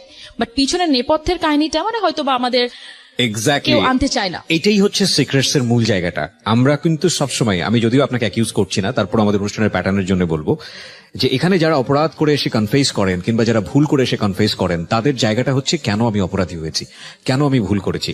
এবং এইটাকে আমরা এত বেশি এমফ্যাসিস দিতে চাই যে প্রত্যেকটি মানুষই সম্ভাবনাময়, প্রত্যেকটি মানুষের দ্বারাই ভালো কাজ সম্ভব। একটা অপরাধের জন্য তার দিকে আঙ্গুল তুলে, কিংবা আরো বেশি অপরাধের জন্য, আরো বেশি ভুলের জন্য তার দিকে আঙ্গুল তুলে তাকে এমন ভাবে স্পেসিফাইড করবো না যাতে করে তার রেস্ট অফ দ্য লাইফের ভালো করার সম্ভাবনাটা নষ্ট হয়ে যায়। হ্যাঁ সেটাই। তখন হয়তো বা আমাকে টিসিও দিয়ে দিত, শুধু দেয়নি হয়তো বা আমার ফ্যামিলির জন্য মেন্টাল টর্চার তখন থেকে থাকতোই একেবারে সব সময়, খুব আরো বাজে বেড়েছে আগের থেকে? অনেক আগের থেকে খুব বাজে ভাবে বেড়েছিল, যেটার কারণে আমি একটা টাইমে সুইসাইড পর্যন্ত করতে গিয়েছিলাম। মাঝখানে আমাদের একটা মডেল সুইসাইড করলো, তখন আমি নিজে আমার এরকম একটা ছোট করে আমার জীবনের কিছু কথা লিখেছিলাম যে আমিও একবার সুইসাইড করতে গিয়েছিলাম। তো তখন দেখলাম ফেসবুকে লিখেছিলাম, তখন দেখলাম কি বেশ কিছু নিউজ পেপার পিয়াও সুইসাইড করতে গিয়েছিল, হ্যান ত্যান দিয়ে একটু। আজকেও বেরোবে, আমরা যখন বিরতিতে ছিলাম তখনও ভাবছিলাম যে আজকে যেসব কন্টেন্ট পাচ্ছে তাতে মোটামুটি 4-5 দিন চলতে পারবে সব নিয়ে। Okay, so we are giving you the content. সুইসাইডের ঘটনাটা আমি একটু ডিটেইলি জানতে চাই, কজ এটা একটা বড় লেসন হবে। কি প্ল্যান ছিল আর কিভাবে কি ঘটলো? সুইসাইডের ঘটনাটা ছিল, আমার মনে আছে বাসায় এত হতো, আমার এত সাহস ছিল না বা এত ভীতুও ছিলাম না যে যেটাই বলে না কেন যে আমি সুইসাইড করব।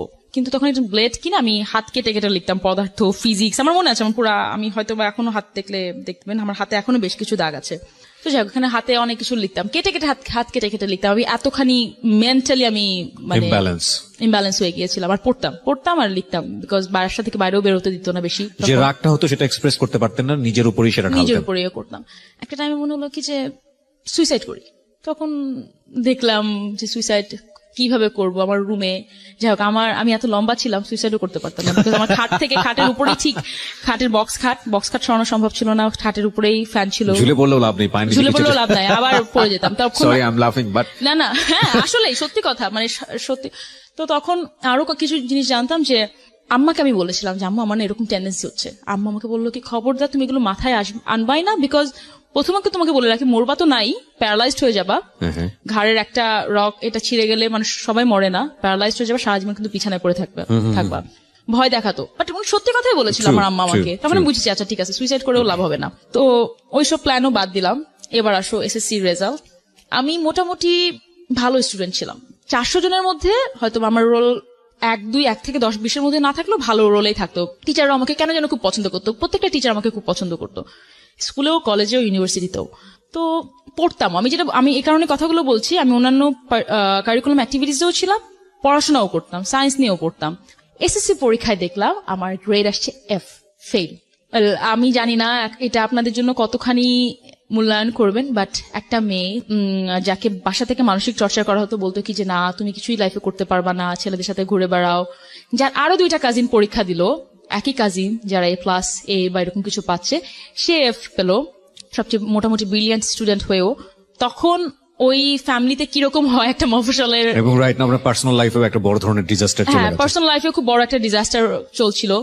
আর এই কথাটাও বলি যে ক্লাস 10-এর একটা মেয়ে যখন ফার্স্ট লাইফে সেক্স করবে, সেটা কিন্তু তার কখনো প্লেজার হিসেবে আসবে না, সেটা কিন্তু তার জন্য একটা ডিজাস্টার হিসেবেই আসবে লাইফে। সেটা যেভাবে সম্মতিতে করা হলেও অনেক কিছু ডিজাস্টার, সবকিছু মিলে I was very nervous, scared and all. যখন F আসলো, সেদিন আমি আর একদিন ট্রাই করলাম সুইসাইড করার। তো করার পরে আমি কিছুক্ষণ দরজা আটকানোর পরে আমার আম্মা দরজা এত ধাক্কানো স্টার্ট করলো ভেঙে ফেলবে। আমার আবার সরে আসা লাগলো, যে আম্মা বুঝতে পারছিল যে কিছু একটা করবো আমি। আম্মু আমাকে নিয়ে বসেছিল সারাক্ষণ। স্বাভাবিকভাবে টর্চার আরো বাড়তে থাকলো, সব দিক থেকে, এই দিক থেকে ওই দিক থেকে। আমার মা অনেক কষ্ট করেছে। তখন আমার আসছিল হচ্ছে কেমিস্ট্রিতে F আসলো। আমার আম্মু যশোর বোর্ডের পর্যন্ত গিয়েছে, যশোর খুলনাতে বাসা হয়ে বিভিন্ন স্কুলে গিয়েছে যে কেন ওর F আসলো, খাতা চেক করার জন্য। ইউনো সামথিং, এটা হয়তো বা 1 লাখ বা 1 কোটির একটা হতে পারে, আমার খাতা খুঁজে পাওয়া যায়নি। যশোর বোর্ডের যে ভাইস চ্যান্সেলর ছিল আমার আম্মাকে বললো যে দেখেন, আমাদের এটা কখনোই আমরা গভর্নমেন্ট থেকে স্বীকার করবো না, আমাদের খাতা হারাই গেছে, আপনার মেয়েকে চোখ কান মুখ বন্ধ করে আবার পরীক্ষা দিতে বলেন। আমরা এটা স্বীকার, মানে এখান থেকে কখনো স্বীকার করলে, বিকজ তাহলে ওদের জেল হয়ে যাবে, নাহলে যে একটা শিক্ষার্থীর খাতা হারাই গেছে। ফার্স্ট টাইম আপনি এটা পাবলিকলি ওপেন করতেছেন, মানে এই ঘটনাটা? ইয়া, অফ কোর্স, অনেক কিছু first time. Fine, that's why we love secrets, we love this programme, এবং উই লাভ পিয়া জান্নাতুল। ও আমি জানি না, 12 ইয়ার্স এর লাইফে অনেক সেলিব্রিটির সাথে মিশেছি, ওনার সঙ্গে যারা মিশেছেন তারা হয়তো বলতে পারবেন she is really really very simple man, মানে অ্যাটিটিউডের দিক থেকে। এবং আমার সঙ্গে আসলে ওভাবে কথাও হয়নি, 1-2 বার। উনি আমাকে ফার্স্ট নক দিয়েছিল, আমি যদি ভুল না করে থাকি, ফেসবুকে কোন একটা স্টোরি শুনে, একটা মেয়ের স্টোরি শুনে, খুলনার একটা মেয়ের স্টোরি শুনে আমি আর আমার জামাই তখন শুনলাম। আমি না শুনতে শুনতে আমি ফারুককে বলছি, ফারুক দেখো, একটা খুলনার মেয়েটা লাইফে আমি বলবো অনেক ভুল করেছে, আমি একটাও ভুল করিনি। কেন করিনি আমি বলবো, বিকজ আমি আলটিমেটলি, আপনি কিছুক্ষণ আগে যে কথাটা বললেন, আপনার স্ট্রাগল কি কেউ জানতে চাবে না, আপনি যদি এন্ড অফ দি ডে আপনি সাকসেস হন, মানুষ সেটাই শুনতে চায়। Exactly, that is the point. আপনি কোন পথ হেঁটে এসেছেন দ্যাট ইজ নট ইম্পর্টেন্ট, আপনি কোথায় এসেছেন সেটাই হচ্ছে ফ্যাক্ট। ওকে, ঠিক আছে। তো সেটা শোনার পরে আপনি আমাকে নক করেছিলেন, তারপরে আপনার সঙ্গে আমার কথোপকথন হয় হ্যাঁ, তারপর আপনার সাথে কথোপকথন হয়। তখন আমি বললি কি যে, আমি বললাম যে আপনাকে আমি একদিন আসতে চাই আপনার প্রোগ্রামে। আমি তখন আপনাকে বললাম, তখন আপনি অন্য একটা রেডিও চ্যানেলে ছিলেন, অন্য একটা প্রোগ্রামের জন্য, তখন জীবন নিয়ে মনে হয় গল্প শুনতেন। তখন হয়তো আসলে এত কথা বলা হতো না, বিকজ সিক্রেটস, আপনি বলেছেন যে সিক্রেটস যেটা জানে না সেটা নিয়ে কথা বলতে। তা আমিও আসলাম যে না, যখন আসবোই সেইভাবেই আসি যে রাইট। এবং এই অনুষ্ঠানে না সাধারণত যারা সেলিব্রিটি তো ওর তো অনেক পরের ব্যাপার, যারা সাধারণত আমরা যারা মিডল ক্লাস আছি বা আপার মিডল ক্লাস আছি, তারা কিন্তু সম্মানটাকে অন্যভাবে ডিফাইন করি অলওয়েজ, যে আমার সব চলে যাক, ঘরে আমার 2 বেলা ভাত রান্না না হোক, সম্মান আমি হারাতে চাই না। সো আমাদের এই সোসাইটিতে সম্মানটাকে ডিফাইন করা হয়েছে এমন ভাবে যে তোমার নিচে বা তোমার পেছনে যদি কাপড় নাও থাকে নো প্রবলেম, সামনে কিন্তু থাকতে হবে। তো যে কারণে মানুষ এই অনুষ্ঠানগুলোতে আসতে অনেক বেশি ভয় পায়। আমি এই জন্যই বলছিলাম যে পিয়া জান্নাতুল অনেক বেশি মানে অনেস্ট হার্টেড একটা মেয়ে। বাই দ্য ওয়ে, আমরা যে জায়গায় ছিলাম, খাতা হারিয়ে গেল, তো খাতা যখন এখানে হারিয়ে যায়, সেখান থেকে কিছু করার নাই। তখন স্কুলে যেতে খুব খারাপ লাগতো, সব জুনিয়রদের সাথে ক্লাস করা লাগবে, এগুলো খুব খারাপ লাগতো তখন। তারপরে করতাম, করার পর একটা টিচারের কাছে পড়লাম কেমিস্ট্রিতে, না I got A+, what ever, A+ পেলাম পরের বার। এতদিন এই যে A+ যে পেলাম, A+ এর আগে অনেক কাহিনী হয়ে গিয়েছে। একদিন আমার মনে আছে, এত খারাপ অবস্থা, আমার আব্বু আমার সাথে এত মিসবিহেভ করতেছিল, খুবই বাজেভাবে কথা বলা, এবং সে আমার আম্মার কাছে, আম্মাকে কিছু একটা ছুঁড়ে মারতে যাচ্ছিল, এরকম আমার মনে আছে। আমি আমার ফ্যামিলিতে এরকম কখনো কিছু দেখিনি যে আমার আব্বা আম্মা ঝগড়া করে বা কেউ কারোর গায়ে হাত তুলবে, এটা এরকম কিছু আমি কখনো দেখিনি। আপনাকে নিয়ে আমাকে নিয়ে যে কেন আমার আম্মা আমাকে সাপোর্ট দিচ্ছে, কেন সে আমাকে বুঝাচ্ছে, কেন আমার সাথে সে মিসবিহেভ করছে না, এই কারণে আব্বু রেগে যাচ্ছিল। Okay. তো তখন আম্মাকে কিছু একটা প্লেট ছুঁড়ে মারলো, খাবার ভালো হয়নি, রান্না ভালো হয়নি। যখন মারলো তখন সাথে সাথে আমাকে তো গালিগালাজ স্টার্ট করলোই, আমিও কি জানি ছুঁড়ে মারলাম আব্বার গায়ে। আব্বুর গায়ে লাগেনি, বাট যাই হোক। বিকজ দেখেন, আপনি 15, 16, 17 বছরের একটা মেয়ে হয়ে বা ছেলে যেটাই হন না কেন, আপনাকে যতক্ষণ আঘাত করা হবে একটা টাইমে কিন্তু আপনার মুখ খুলবে, আপনি যে হন না কেন।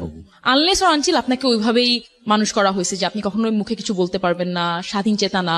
বাট আমাকে ওরকম করা হয়েছে, করা হয়েছে। আমার আব্বুর গায়ে কিছু একটা করতে যে তখন আমি করলাম যে না, আমি জিনিসটা আরো বাজে দিকে চলে যাচ্ছে, আমি আমার যেটাই হোক না কেন, যত খারাপ দিকেই হোক না কেন, আমি আমার আব্বার গায়ে কিছু ছুড়ে মারছি, এটা কোনো এক্সকিউজ হতে পারে না। সে আমাকে যাই বলুক না কেন, এটা অ্যাটলিস্ট আমি বিলিভ করি, বা আমার উপরে কেউ নাই। তখন আমি বললাম কি, আম্মু আমি এখানে থাকবো না। That day decide I have to leave Khulna. এটা 2006 বা 2007 ঘটনা হবে। তখন আমার মনে হলো যে না, আমি খুলনায় থাকবো না। ইয়েস, আই থিঙ্ক 2007 ঘটনা, ফার্স্টের দিকের ঘটনা। আমি খুলনায় থাকবো না, আমি চলে যাব। তখন আমার আম্মা করলো কি, সেই দিন সন্ধ্যাবেলা, সেদিন রাত্রের ঘটনা ছিল এটা। আব্বু ডিনারে বসছিল, আমি চলে যাব খুলনায়। তো সেই রাত্রে কোথায় থাকবো, বিকজ খুবই নোংরা পরিবেশ হয়ে গেছিল রাত্রেবেলা বাসায়। আম্মুর স্টুডেন্টের বাসায় নিয়ে গেল আমাকে। আমার মনে আছে রাজু, ছেলেটা কথা বলতে পারে না, ছোট ছেলে, ওর মায়ের বাসায়। ওর মা আমাকে অনেক বুঝালো। অনেকক্ষণ ওখানে রাত্রে বসে থাকার পরে আম্মা বললো কি, তুমি তাহলে বাসায় চলো, আমি তোমাকে একটা হোস্টেল খুঁজে দেবো খুলনায়। থাকার পরে আমরা আই থিঙ্ক রাত 12টা বা 11টার দিকে আমরা বাসায় চলে আসছিলাম হোস্টেল খুঁজে দেওয়ার জন্য। পরে হোস্টেল আম্মু খুঁজলো কয়েকদিন, পরে সে চিন্তা করলো যে খুলনায় থেকে যদি আমি হোস্টেলে থাকি, সেটা আমার ফ্যামিলির বা অন্যান্য আরো বদনাম হবে, যে কেন নিজেদের বাসা থাকতে তুমি হোস্টেলে আছো। তখন আম্মা চিন্তা করলো কি যে না, ঠিক আছে, তাহলে কি করবো। আমি বললাম আমি ঢাকায় যাবো। তা বল কি, না ঢাকায় তুমি কিভাবে যাবা, সবকিছু তো বাদই দিলাম, যে খুবই ডেঞ্জারাস সিটি, তোমার কি হবে না হবে, কেউ নাই, তোমার চাচা ফুপুরাকে তোমাকে দেখতে পারে না, তুমি ওখানেও থাকতে পারবা না, তাহলে তুমি থাকবা কোথায়? আর আমার হাতে এত টাকাও নাই, তোমার বাবা। ও বাই দ্য ওয়ে, এখানে আমি একটা কথা বলে যাই, ক্লাস 9 থেকে আমার আব্বা আমাকে টাকা দেওয়া বন্ধ করছে। সে কিন্তু পরে আমাকে কখন টাকা দেয়নি। আমার মনে আছে, আমার যখন এসএসসি পরীক্ষা, তখন আমি গোশ ছাড়া ভাত খেতে পারতাম না। আমি বাসায় গোশ খাবো বলে সে বাসায় গোশ আনা বন্ধ করে দিল। তখন করতে কি, ছেলেকে নিয়ে অন্য কোথা থেকে খেয়ে আসতো বা। This is very bad. হ্যাঁ, this is very bad. I hope. This is very very bad cause sorry with due respect your father, আমি ইন জেনারেলি কিছু কথা বলতে চাই এই জায়গাটাই। সেটা হচ্ছে যে অফকোর্স আমি যাই করি না কেন, সন্তান যেহেতু আমার, মানে যেটাই হোক না কেন, সন্তান মন্দ হোক, খারাপ হোক, চোর হোক, বদমাইশ হোক, আমি তার বাবা, এটা আমার রেসপন্সিবিলিটি, এবং এটার জায়গায় কোনো কম্প্রোমাইজ থাকে না। উনি এতক্ষণ ধরে যেটা বলছিল যে যেভাবে ভাবেই হোক, যে গালাগালি করছে, মারামারি করছে, ছোড়াছুড়ি করছে, ইন জেনারেলি ওকে, বাট ঠান্ডা মাথায় যখন একটা মানুষ সিদ্ধান্ত নিচ্ছে বাসায় আমি কোনো কিছু আনবো না যাতে করে আমার মেয়ে খেতে না পারে, this is very ইনহিউম্যানিটি, sorry to সে। আমি উইথ রেসপেক্ট, আমি আপনার বাবাকে নিয়ে কিছু বলতে চাচ্ছি না, বাট আমি ইন জেনারেলি সবাইকে এই জিনিসটা বললাম। পাশের আমার দাদি ছিল, একই যেহেতু বড় ফ্ল্যাট ছিল, 2টা চুলা আলাদা ছিল শুধু, তখন ওর বোন যে খেয়ে আসতো বা আব্বু ওখান থেকে খেয়ে আসতো, কিছু একটা হতো। খাবারের তাদের কোনো সমস্যা ছিল না। এখন আমাকে তো কেউ দেখতে পারে না, আমি তো যেতে পারতাম না কোথাও খেতে। যাই হোক, আমার আম্মা আমার জন্য ডিম এনে দিত, ওটা দিয়ে খেতাম। এবং আমি আমার লাইফে একটা স্টোরি প্রচার করেছিলাম, আপনার গল্প শুনে আমার মনে হলো, ছেলেটার বয়স ছিল 12 বছর, সে তার বাবাকে খুন করে 12 বছর থাকা অবস্থায়, এবং তার লাইফে এরকম একটা ঘটনা আছে। এবং সে যে খুনের বর্ণনটা দিয়েছিল, সেটা আগের একটা রেডিও অনুষ্ঠানে আমি করেছিলাম, যে আমি তাকে জিজ্ঞেস করেছিলাম যে তুমি এখনো, বলছে যে আমি, ওই এপিসোডটা অনেকে ইন্টারনেট থেকে ডাউনলোড করতে পারবে, যে তুমি খুন করলা কেন, ওর মধ্যে কোনো, ও বলে যে তোমার খারাপ লাগাটা কি, খুন করার পর বাবাকে নিয়ে কোনো খারাপ লাগা নাই, ওর খারাপ লাগাটা হচ্ছে এটা যে আমার মা জায়নামাজে বসে সে প্রার্থনা করে আল্লাহর কাছে যে আল্লাহ, আমার স্বামীকে যে খুন করছে তাকে তুমি বিচার করো, আমার মা জানে না যে খুনটা আমি করছি, এবং আজকে রেডিওর মাধ্যমে আমার মা জানবে। এটার পরে পুরো গল্পটা বলে যে কেন এই কাজটা করছিল। সেখানে এরকম একটা পার্ট ছিল যে আমার বাবা পাশের বাসায়, মানে আমার সামনাসামনি, আমার সৎ মায়েরকে নিয়ে বসে থেকে সে খাবার খাচ্ছে, এদিকে আমার মা খেতে পাচ্ছে না, আমি খেতে পাচ্ছি না, তার দিকে আমি তাকাই আছি, সে ফিল করতে পারছে না যে আমি তার সন্তান এবং আমি ক্ষুধার্ত। সেখানে বসে আরাম করে খেয়ে ঠেকুর তুলতে তুলতে আমার সামনে দিয়ে যাচ্ছে। উনি এই ছোট বাচ্চাটা যে 18 বছর তখনও হয়নি, ও কিভাবে প্ল্যান করেছিল বাবাকে খুন করার জন্য, এটা যদি আপনি শোনেন, মানে আমি আপনাকে দিব এপিসোডটা। সো দেখুন, এই পিয়া কিন্তু অফকোর্স আপার ক্লাস ফ্যামিলিতে বিলং করে রাইট নাও, এবং she has that kind of curse, she earned lot. But এই পিয়ার লাইফের একটা স্টোরি, এবং একেবারে লোয়ার ক্লাস যদি আমরা বলি গ্রাসরুট পিপলের ওই বাচ্চাটার story, this are very same, very same. So আমরা একটা সময় পিয়া হলেই হয়তো বা খুব ডেসপারেটলি এটা বলতে পারি যে আমার লাইফে আমি এটা ফেস করেছি, but everybody has that kind of story. Okay, আর একটা কথা বলা হয়নি যে 9-10 আমি আপনাকে বলেছিলাম যে হাসছিলেন যে আমার অনেকগুলো টিচার ছিল, ফটোশপের টিচার ছিল, এটা টিচার ছিল, ওটা ছিল, আবৃত্তি টিচার ছিল, মানুষ শুনে হাসতো। ও বাই দ্য ওয়ে আমি খুলনা বেতারে কিন্তু একসময় আবৃত্তি করতাম ওকে, ছোটবেলায় 7, 8, 9 থাকতে। তো তখন আমার আব্বা করলো কি 9 থেকে সব টিচার অফ 9 করে দিল। একটা টিচার সে আমাকে দিল না, কোনো টিচার থাকবে না, কিছু থাকবে না, তুমি আমার কথা না শুনে আমি তোমাকে কিছু প্রোভাইড করবো না, পড়াশোনার জন্য করবো না। আর আমার খুবই একটা important decision through out my life, আমি কখনো পড়াশোনা স্টপ করিনি। যত সমস্যা আসছে ফেল করছি, টাকা নাই, পড়তে পারছি না, কিছু করতে হতে পারছে না, বই কেনার টাকা নাই, বিকজ আমার আম্মা প্রথমে একটা স্কুলের সাথে জড়িত ছিল, পরে সে নিজের স্কুল দিয়েছে কয়েক বছর হলো, 10-12 বছর, মানে আমি যখন যেতে শুরু করি তখনই সে শুরু করলো। সো তারও তখন অত সে আর্ন করতো না যে আমাকে ওইভাবে টাকা দেবে। তখন আমার আম্মা করলো কি, যেটা বলছিলাম যে নিচে আমার কোচিং সেন্টার ছিল, লাকি স্যারও খুলনা বেতারের সাথে আছে। স্যার আমার কাছ থেকে কোনো টাকা নিত না তখন, আম্মুর জন্য বা আমাদের, যেহেতু আমাদের নিচে ভাড়া থাকতো বাসার নিচে।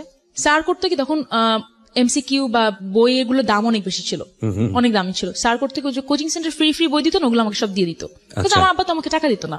এইদিকে নিচের ইয়েতে আমার ফুপুর ছেলে থাকতো, ও আমার সাথে পড়তো, ওর জন্য ওই 4-5টা টিচার এক একজনকে 4,000-5,000 টাকা করে দিত। আপনার বাবা দিত?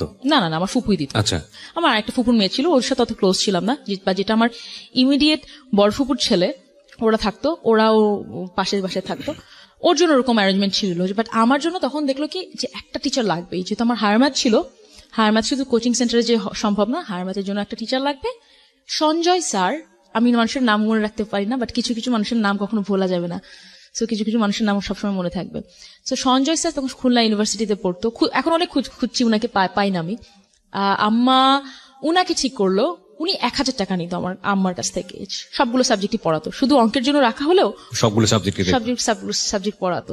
আর মনে আছে স্যারের কাছে যখন পড়তাম প্রতিদিন সন্ধ্যাবেলা, আব্বু সন্ধ্যাবেলা বাসায় আসতো, সন্ধ্যাবেলা বাসায় ঢুকে আমাকে গালিগালাজ স্টার্ট করতো। স্যার কিছু হলে আমাকে বলতো কি, পিয়া যেখানে আমরা ছিলাম যে একজন টিচার আপনাকে সবগুলো সাবজেক্ট দেখতো, আব্বু গালাগালি দিচ্ছে স্যারের সামনে, আমাকে শুধু মাথা নিচু করে থাকতো, আমি মাথা নিচু করে থাকতাম, স্যারের সামনে তুমি কিছু ঝগড়াও করতে পারতাম না। স্যার বলতো কি তুমি কিছু তাকাও না, শুধু পড়ো, কান দিও না, শুধু পড়ো, বিকজ উনিও এত লজ্জা পেত। খুব ভদ্র ছেলে ছিল, স্বাভাবিক হিন্দু একটা ছেলে ছিল। তো কিছু কিছু সময় মনে আছে আমার আম্মার যখন টাকা দিতেও সমস্যা হতো, 1,000 টাকা দিতেও সমস্যা হতো, তখন স্যার কিছু বলতো না, চুপ করে থাকতো। স্যার এরকম এত সাপোর্ট দিয়েছে, এদিকে লাকি স্যারও ছিল। তো আমার জন্য তখন, আমি যখন এসএসসি পরীক্ষার রেজাল্ট খারাপ হয়, আমার জন্য তখন আমার নিজের থেকে আমার মায়ের জন্য খুব খারাপ লাগছে, বা ওই স্যারের জন্য খুব খারাপ লাগছে, যারা আমার জন্য এত কিছু করলো তাদেরকে আমি কিছু রিটার্ন করতে পারলাম না। এটা কি শুধুমাত্রই আমার রিলেশনশিপের কারণে? আমার একটা বয়ফ্রেন্ড ছিল, আমি কিন্তু পড়েছি, আমি বলতে চাই আমি অনেক পড়েছি, পড়তে হতো, বিকজ আমি লুজার হয়ে থাকতে চাই না। আমি জানি আমি যদি সাকসেসফুল না হই, এই মানুষগুলো আরো মজা পেয়ে যাবে। আমি যদি আজকে ভালো রেজাল্ট করি, এই মানুষগুলোর মুখ থেমে যাবে। কিন্তু আমি জানি না, এটাকে অনেকে হয়তো বা লাখে বিশ্বাস করে না, অনেক হয়তো বা বলবেন যে না কিছু কিছু লাখ বলে কিছু নাই, কিন্তু সবকিছুই পরিশ্রম। কিন্তু আমি বিশ্বাস করি লাখ বলে কিছু আছে, এটা একেবারেই আমার জীবন থেকে বলছি। নাহলে এত পড়ার পরেও এরকম ভাগ্য খারাপ করার হতে পারে না। ফাইন, পরীক্ষা তো পরবর্তীতে দিলেন এবং রেজাল্টও চলে আসলো, কিন্তু আপনি একটা সময় সিদ্ধান্ত নিলেন কোন একটা কারণে বাবাকে এটার কারণে বাসাটা ছেড়ে দেবেন বা অন্য কোথাও থাকবেন। দ্যাট মোমেন্টে আপনি জায়গা খুঁজছেন আসলে কোথায় থাকবেন। হ্যাঁ, তখন জায়গা খুঁজছি। হ্যাঁ, আমি একটা জায়গায় একটু খেয়ে হারিয়ে ফেলেছিলাম, সেটা হচ্ছে আমি মনে করতে পারছিলাম না ছেলেটার সাথে আমার কবে ব্রেকআপ হলো হচ্ছে আমার যখন প্রথমবার রেজাল্ট দেয়, যখন এফ পেলাম, তখন ও আমার ফোন ধরে না, ও তো ভয়ে থাকলো যে আল্লাহ কি হবে, ও তো আমার জন্যই মনে হয় ফেল করছে, এটা ও তো এখন আমার উপর ঝাড়বে, বা যাই হোক ফেল করছে না, ফ্রেন্ডদের মধ্যে ফেল করছে, জাস্ট আমার 1 বছরের বড় ছিল, তো ও খুব লজ্জা পাচ্ছে, তুমি ফেল করছো এটা। ও আমার কিছুদিন ফোন তুললো না, কিছুদিন, বেশি এটা যে বড় রিজন তা না। তারপরের ঘটনা ছিল রূপসা ব্রিজ, এটার পরের ঘটনা। রূপসা ব্রিজের ছেলেটার কাছ থেকে যখন ওরকম খুব একটা ধাক্কা খেলাম, পাশাপাশি একটা রিজন তো ছিল আমার ভাই, আর এই ছেলেটার কারণে, দুইটা মিশে কম্বিনেশন, যে আমার ফ্যামিলির কাছ থেকে আমি এত কথা শুনছি, আর এই ছেলেটা এসে আমার সাথে এরকম উল্টাপাল্টা ডিচ করলো, আর এদিকে ফ্যামিলির তো সমস্যা আছেই। তখন আমি ঢাকায় চলে আসি। ঢাকায় প্রথমে আসি আমার ফুপুর কাছে 1 মাসের জন্য, আমার কাজিনের সাথে খুব ঘোরাঘুরি করলাম। ঘোরাঘুরি করার পরে একটা টাইমে তোমার ব্যাক করতেই হবে খুলনায়, কিছু করার নাই। তখন আমি আম্মুকে খুলনায় আসলাম, আম্মুকে আমি বললাম যে আম্মু আমি ঢাকায় যাবো, আমি একবার থাকবো। বলি না ঢাকায় আমি তোমাকে রাখবো কিভাবে কি করবো? আমি পারবো আম্মা, আমি হয়তো বা পড়াশোনা করাবো, টিউশনি করবো বা ছোট বাচ্চাদের পড়াবো, আমি কোনো না কোনো ভাবে আমি করে নিতে পারবো, অসুবিধা হবে না। তো একটা টাইমে তখন হাই ফাইভ ছিল, ফেসবুকের আগে খুব পপুলার ছিল এটা, রাইট? হাই ফাইভ ছিল। সো বুঝতেই পারছেন যে আমার বাবা যখন আমার পড়াশোনার টাকা দেবে না, অবশ্যই সে আমার ইন্টারনেটেরও টাকা দেবে না। Right. মাঝে মাঝে আমি 100-200 টাকা জোগাড় করতে পারলে হয়তো বা এখন 100-200 টাকা কার্ড কিনতে পাওয়া যেত, বেশিক্ষণ চলতো না, ওইটা কিনতাম কিংবা সাইবার ক্যাফেতে যেতাম, কিছু একটা করতাম। তো সাইবার ক্যাফেতে বা কিছু একটা করে হাই ফাইভে কথা বলতাম। তো আমাদের একটা ফটোগ্রাফার ছিল, আমি জানি না আপনি জানেন কিনা, ফটোগ্রাফার তখন তো ও আমাকে বললো কি যে তোমার হাইট কত? So I was that time I was 5'8". Okay, right now এখন 5'10". তখন 5 ফিট 8 ইঞ্চি ছিলাম, অনেক লম্বা ছিলাম ওই হিসাবে খুলনার অফ মধ্যে। কোর্স। তো তখন মনে আছে আপনাদের যারা লিসেনার মনে আছে কিনা জানি না, ASL 8 সেক্স লোকেশন, তখন আমরা বলতাম ASL হাই ফাইভ। এএসএল কত মানে ইয়াহু মেসেঞ্জারও তো ফার্স্ট হাই বলার পরেই বলা হতো এএসএল। ASL exactly. দেখবেন কি ফটোগ্রাফার আর মিডিয়া ইন্ডাস্ট্রি এরা হাই জিজ্ঞাসা করে, 5'8". বলকে তুমি কি হিল পরে না হিল ছাড়া, চাওয়াবাজি করছো, এরকম অনেক কথা বলছে। না আমি তো এরকমই। তখন আমাকে বললো তাহলে তুমি ঢাকায় আসো, ঢাকায় এসে তুমি মডেলিং করো। আমি বললাম কি যে না, আমার যে ফ্যামিলি একটা ফতুয়া পড়লে তাকায় থাকে, মডেলিং করবো মানে। ও আমার গানের টিচারও ছিল, ওকে, গান আমাকে বন্ধ করে দিতে হলো যে গান তো বেশি দিন এমনি গেতেও পারবো না, পরীক্ষাও, আবার মুসলমান ধর্মে গান গাওয়া উচিত না, এইগুলো আমার গানটা বন্ধ করে দিল তখন। ওকে, যেই ফ্যামিলি এরকম ফ্যামিলি থেকে আমি আজকে ভোগের মডেল, সো হোয়াট এভার। তো সে আমাকে যখন বললো তখন বললাম যে না দেখেন এটা তো কোনোভাবে সম্ভব না, আমাকে দেবে না, করতে দেবেই না, আমাকে মেরেই ফেলবে, মানে দে উইল মেক শিওর যে। তখন বললো কি যে না তাহলে আমি আসি খুলনায়। আপনি আসবেন আমার জন্য খুলনা পর্যন্ত আসবেন? হ্যাঁ আসি, সমস্যা কি। তো আসলো, সেটা আমার একটা ফ্রেন্ডকে নিয়ে আসলো, এসে আমার মার সাথে কথা বললো, বাবা পর্যন্ত যাওয়ার সাহসই নাই। আম্মাকে কোনো মতে কনভিন্স করলো যে ঢাকায় যাব, ঢাকায় যে মনে হয় বয়স কম ছিল, ভাবছে কি ইয়াং একটা মেয়ে দেখে আসি, নালে কোনো কাউকে মডেল বানানোর জন্য তো আর কেউ আসবে না, এটা তো খুবই লজিকের কথা। তো আম্মাকে ও আমাকে দেখে খুব ইমপ্রেস যে লম্বা একটা মেয়ে আছে, খুবই ছোট একটা মেয়ে, কিছু একটা করতে পারবে। তো আমাকে বললো আপনারা ঢাকায় আসেন। তা আমি তো খুব ভয় ছিলাম যে কত টাকা নেবে ফটোশুট করতে, এটা করতে। টিভিসি খুব হিট ছিল তখনকার, মোনালিসা, বাঙালি, তখন এগুলো খুব হিট ছিল। তো তখন একটা টাইম আম্মাকে নিয়ে গেলাম আমি ঢাকায়। আমার আম্মা কিন্তু এরকম না, বিভিন্ন পরিস্থিতির সম্মুখীন পড়ে তাকেও একটা ডিসিশন নিতে তারও নিজেকে বাধ্য করা লাগছিল যাতে ঢাকায় নিয়ে যায়।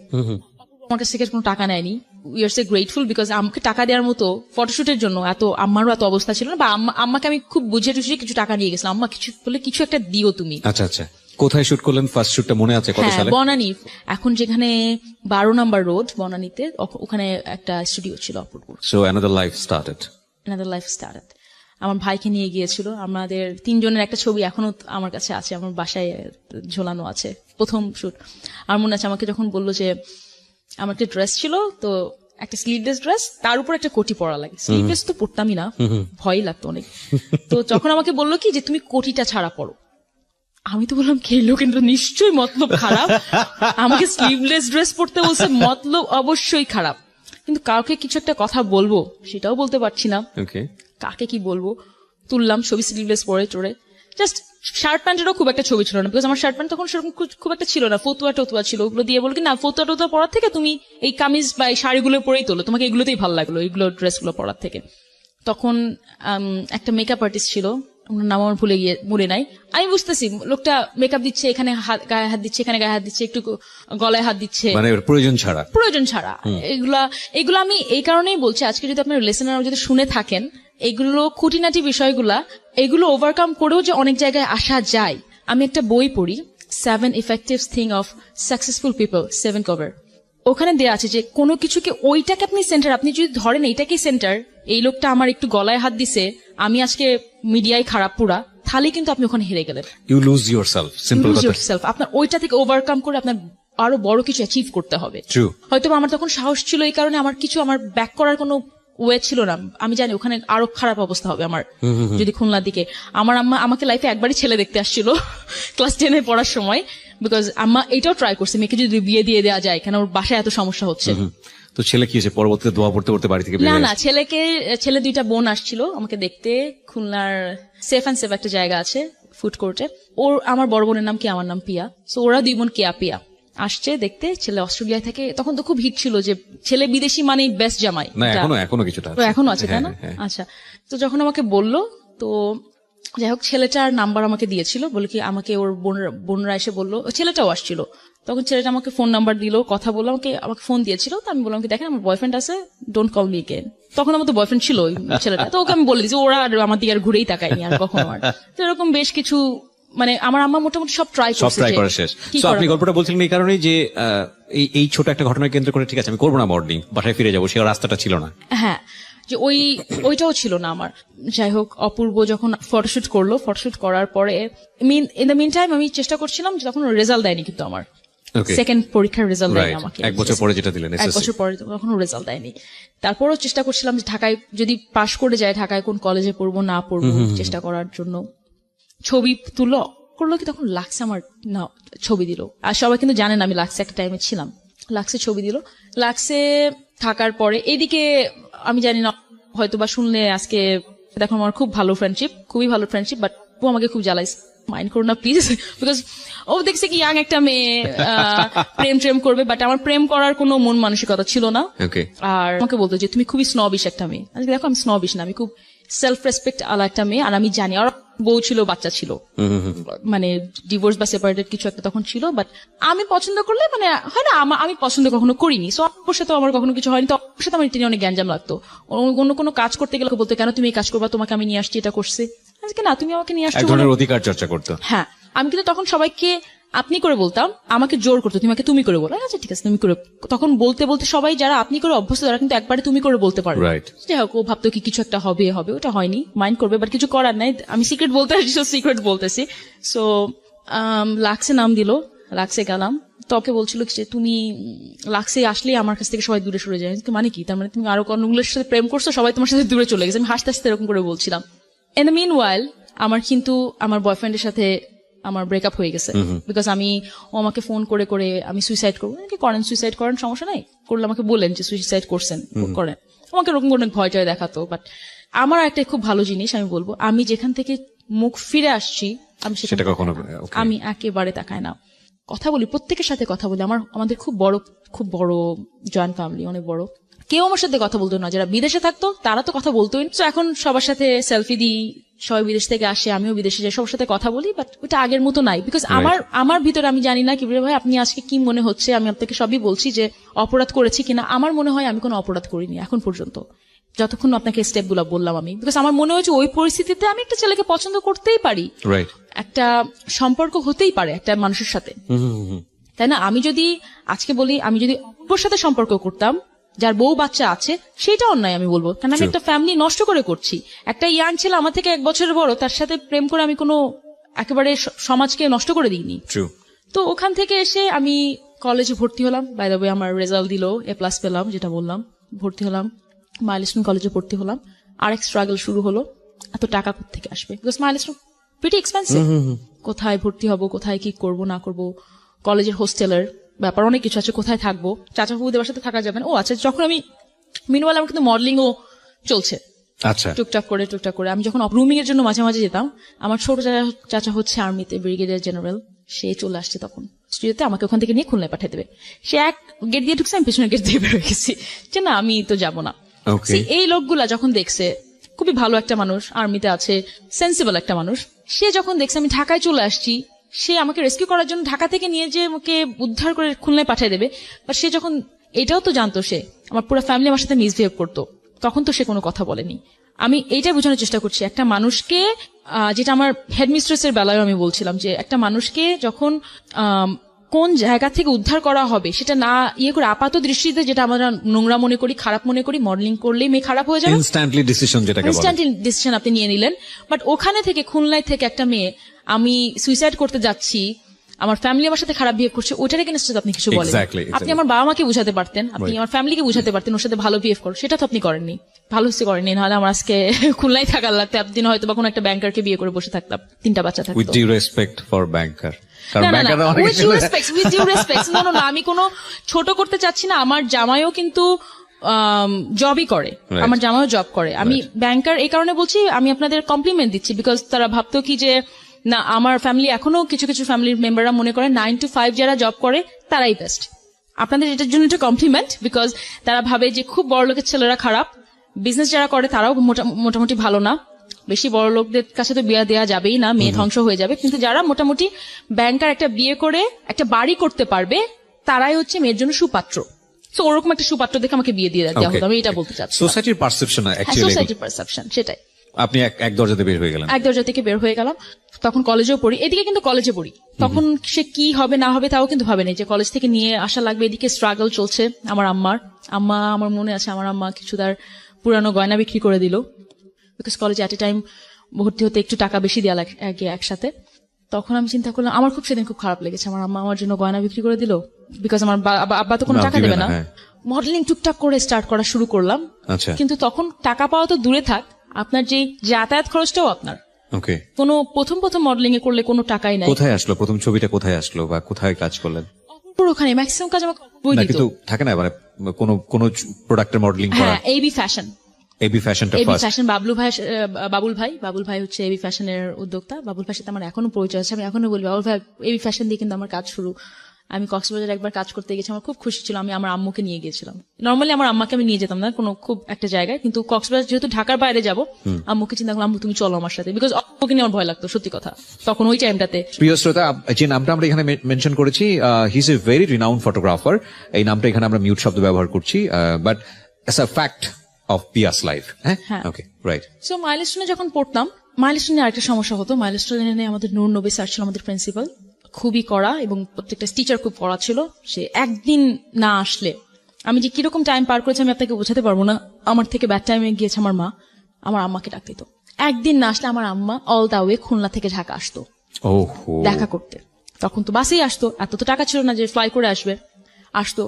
আমার ছোট ভাই ছিল, ভাইকে মাঝে মাঝে রেখে আসা লাগতো, খুব ঝামেলা হতো। একদিন আসলে, আর আমার যেহেতু খুলনা থেকে জাস্ট ঢাকায় আসছি, পলিউশন অ্যান্ড অল, আমি একটু কিছুদিন হলে সিক হয়ে যেতাম, এত লো প্রেশার ছিল, আমি কয়েকবার আমি সেন্সলেস হয়ে গেছি এরকম। তো তখন আমার প্রথমে আমি ভর্তি হই হচ্ছে বনানীতে একটা হোস্টেলে।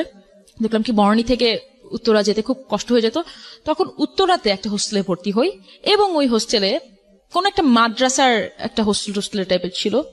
যেই দিন ভর্তি হই পরের দিনই আমি ফতুয়া প্যান্ট আর একটা ওড়না পরে আমি বের হয়েছি। সেই দিনই আম্মা মানে ভর্তি করে দিয়ে চলে গেল, সকাল থেকে আমাকে ভর্তি করে দিয়ে দুপুরবেলা থেকে সে দুপুরবেলা চলে গেল, রাত্রে পৌঁছালো। রাত্রেবেলা পৌঁছানোর পরে সাপোজ সে 11টায় পৌঁছেছে, 11:30-11টার দিকে আবার সে কল পাইছে, আপনার মেয়ে এখানে থেকে আমরা রাখতে পারবো না, আপনার মেয়েকে নিয়ে চলে যান। আমার আম্মা ওই 11টার সময় পৌঁছে 12টার দিকে আবার বাসে করে আসলো। ওই দিনই আমার খালার দুঃসম্পর্কে একটা আত্মীয় বাসায় পেইং গেস্ট হিসাবে থাকাটা আমি শুরু করলাম। তখন থেকে আরো কিছু সমস্যার দিক দিয়ে পড়তাম, যে যখন কলেজে ভর্তি হলাম তখন আমাদের একটা টিচার ছিল, ক্লাস টিচার টাইপের, যে সবকিছু দেখতো। আমি জানি না লাইফে কত সমস্যার মধ্যে একটা মেয়ের যেতে হয়। সেই মহিলা কোনো একটা কারণে আমাকে জেলাস করতো বা কিছু একটা করতো, কিছু হলে আমার সাথে উল্টাপাল্টা বিহেভ করতো, এবং সে আমাকে এরকমও বলতো যে তুমি কিন্তু আমার সাথে এরকম করলে, তুমি যেহেতু তোমার এত তেজ, মানে আমার রাগে ফুলতাম, কথা তো বলতে পারতাম না, ওনার সাথে তো আর কথা ঝগড়া করতে পারবো না, আমি তো জানি টিসি দিয়ে বের করে দেবে স্কুল থেকে, কলেজ থেকে। তখন আমাকে বলতো কি তোমাকে কিন্তু আমি এইচএসসি পরীক্ষা বসতে দেবো না, ইউ ডোন্ট নো মি, এরকম করে আমাকে থ্রেট দিত। তখন এদিকে বাসা নিয়ে সমস্যা, কোথায় থাকবো না থাকবো। মিনওয়াইল আমি অনেক জব খোঁজা স্টার্ট করলাম। যাই হোক, আমার আব্বার কিছু কাজে আসছে, অ্যাবোট ফটোশপের একটা কাজ করা শুরু করলাম একটা জার্মান কোম্পানিতে। ওদের গার্মেন্টস ছিল, গার্মেন্টসের ছবিগুলো কাপড়ের ছবিগুলো তুলতো, ওগুলো আমার ক্রপ করে সুন্দর করে নিয়ে একটু কালার কারেকশন করে রাখা লাগতো। এরকম একটা পার্ট টাইম একটা জব করলাম। পর দেখলাম দ্যাটস নট সাফিসিয়েন্ট, 4 না 5 হাজার টাকা দিত, যেটে এসে সময় হতো না। তারপরে চিন্তা করলাম ব্যাটের, ব্রিটিশ আমেরিকান টোব্যাকোর জন্য একটা কাজ করবো ব্র্যান্ড অ্যাডমায়ার হিসাবে। বিভিন্ন রেস্টুরেন্টে যে আমার যারা সিগারেট খায় তাদের সাথে কথা বলা লাগবে, তাদের ইন্টারেস্ট কি না কি। তখন আমাকে প্রথম আইপ্যাড একটা দিল হাতে, তখন আইপ্যাড সেরকম আসেনি, তখন আইপ্যাড এই যে মানে ব্যাটের মতো বড় বড় কোম্পানিরা নিয়ে আসছে, যে আপনি এগুলোতে টিক দিয়ে মানে খুবই স্যুট টুট পরে যাবেন। আমার মনে আছে আমাকে 15,000 টাকা করে দিত তখন। তো আমি আম্মুকে বললাম, আম্মু এখন আমার আর পড়তে সমস্যা হবে না, আমি বা পেইং গেস্টে যেখানে আমি থাকবো ওখানে টাকা দিতে সমস্যা হবে না, 15,000 টাকা পাচ্ছি, তো এটা দিয়ে আমি একটা Did you get any bad offer in that moment এই জব করতে গিয়ে, না। লাইক ক্লায়েন্টস এর কাছ থেকে, পাবলিকের কাছ থেকে? একেবারে। Fine, this is a very positive সাইডের বিরতি। তো এই জবটা কিভাবে পেয়েছি এটাও বলি। তো আমি যখন টুকটাক মডেলিং করা স্টার্ট করেছি তখন আরেকটা মডেল তখন নর্থ সাউথ এসে পড়তো, একটা ভাইয়া ছিল খুবই ভালো একটা ফ্যামিলি থেকে। তো ও আমাকে বললো, আমাকে না, ও বেশ কিছু মডেলদেরকে অ্যাপ্রোচ করলো যে এরকম ব্রিটিশ আমেরিকান টোব্যাকো খুব ভালো একটা করছে, সপ্তাহে 3 দিন ওরা তোমাকে বাসা থেকে গাড়ি দিয়ে নিয়ে যাবে, গাড়ি দিয়ে নিয়ে আসবে, কিন্তু এরকম এরকম করে তোমার কাজ করা লাগে। সো অ্যাজ ইউজুয়াল তখন তো আমি কিন্তু ফার্স্ট ইয়ারে পড়ি, Right. জাস্ট ফার্স্ট ইয়ারে ভর্তি হলাম, inter first year. Inter first ইয়ারে। প্রত্যেকটা মডেল রিজেক্ট করে দিল, বলি কি না আমরা যে বিভিন্ন রেস্টুরেন্টে যে মানুষের সাথে কথা বলবো প্রশ্নই ওঠে না। তা আমি ওটাকে একটা জব হিসাবে নিলাম। এটা কিন্তু একটা শাইনেস কাজ করে, কিন্তু আপনার একটা স্ট্রেঞ্জারকে যে আপনার অ্যাপ্রোচ করা লাগছে, অবশ্যই শাইনেস, এবং একটা মেয়ের পক্ষে আমাদের সোসাইটিতে আরো ডিফিকাল্ট। হ্যাঁ আরো ডিফিকাল্ট। আর যারা একটু মডেল দেখা যায় তারা একটু স্নবিশ হয়, একটু না আমি কেন একটা ছেলের সাথে যে কথা বলবো, তো প্রত্যেকে রিজেক্ট করে দিল এক্সেপ্ট মি। আমি বললাম কি না, আমার জন্য অ্যাটলিস্ট একটা জব তো পাচ্ছি, আর ব্রিটিশ আমেরিকান টোব্যাকো একটা ভালো কোম্পানি, কি হবে করলে, কিছুই তো হবে না, অ্যাটলিস্ট আমার আম্মাকে আমি মানে আমার জন্য ইজি হয়ে যাবে কাজ করা, পড়ালেখা করা। তখন আমি খুব লজ্জা লাগতো, আমার মনে আছে আমার খুব লজ্জা লাগতো, বিকজ আমি নিজে স্মোক করি না, তো তখন তো মানে প্রশ্নই ওঠে না। তো যারা সিগারেট খাচ্ছে তাদেরকে যেই অ্যাপ্রোচ করা লাগবে, নর্মাল অন্য কাউকে অ্যাপ্রোচ করতে পারবো না, খুব লজ্জা লাগতো। তারপরেও করতাম, করার পরে একটা সময় যাই হোক এইভাবে এই ব্রিটিশ আমেরিকান টোব্যাকোর পর আমার মনে আছে এরকম করে আমি বেশ কিছু মানে তখন জব অফার গুলো মানে একটা ভালো কাজ করলে অনেক জব অফার গুলো আসা শুরু করে। তো আপনি যেটা বলছিলেন কোন নেগেটিভ বাজে প্রপোজাল আমি কখনোই পাইনি, বিকজ আমাকে বাসা থেকে নিয়ে যেত একটা গাড়ি, একটা জাস্ট কর্পোরেট একটা অ্যাম্বিয়েন্স ছিল, আমি ওখানে যেতাম, ওখান থেকে আবার আমাদেরকে আমাদের একটা সুপারভাইজার ছিল, তো বাজে কখনো কিছু আমি পাইনি। এবার আসছি যখন মডেলিং, আমি মেইন টার্মে আমি যখন মডেলিং কাজ করা স্টার্ট করি, তো আমি যখন আসি তখন হ্যাঁ অফকোর্স অনেক জায়গা থেকে অনেক উল্টাপাল্টা প্রপোজাল পেয়েছি, কিন্তু সবচেয়ে বড় কথা বলি, কেউ মিডিয়া থেকে বিলং করে না। এরা হচ্ছে প্রত্যেকে কিছু ভায়া থার্ড পার্সন, যারা কোনো একটা ডিরেক্টরকে চেনে, বলে কি যে আমি আপনাদেরকে নতুন একটা মেয়ে এনে দেবো, খুব সুন্দর একটা মেয়ে, ওকে দিয়ে আপনি অভিনয় করাতে পারেন। এরা অ্যাডভান্টেজ গুলো নাই, নেওয়ার চেষ্টা করে। এরা তখন নোংরা প্রপোজাল দেওয়া স্টার্ট শুরু করলো। আমার মনে আছে আমি যখন একটা শো করতে যাই চিটাগাঙে, ফ্যাশন শো, ওই টাইমটাতেই, তখন একটা খুব বড় একটা কোন একটা হোটেলে চিটাগাঙের একটা ফ্যাশন শো হচ্ছে, কোন একটা আমরা সব মডেলার সবাই গিয়েছিলাম।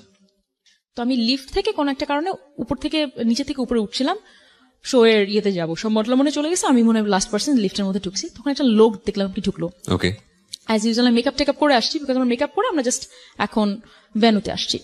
তখন একটা লোক আমাকে দেখে খুব হাসছে। আমার বয়স কিন্তু তখনও 16 বা 17, জাস্ট 17 হয়তো বা হবে, এরকম 17তে পা দিয়েছি।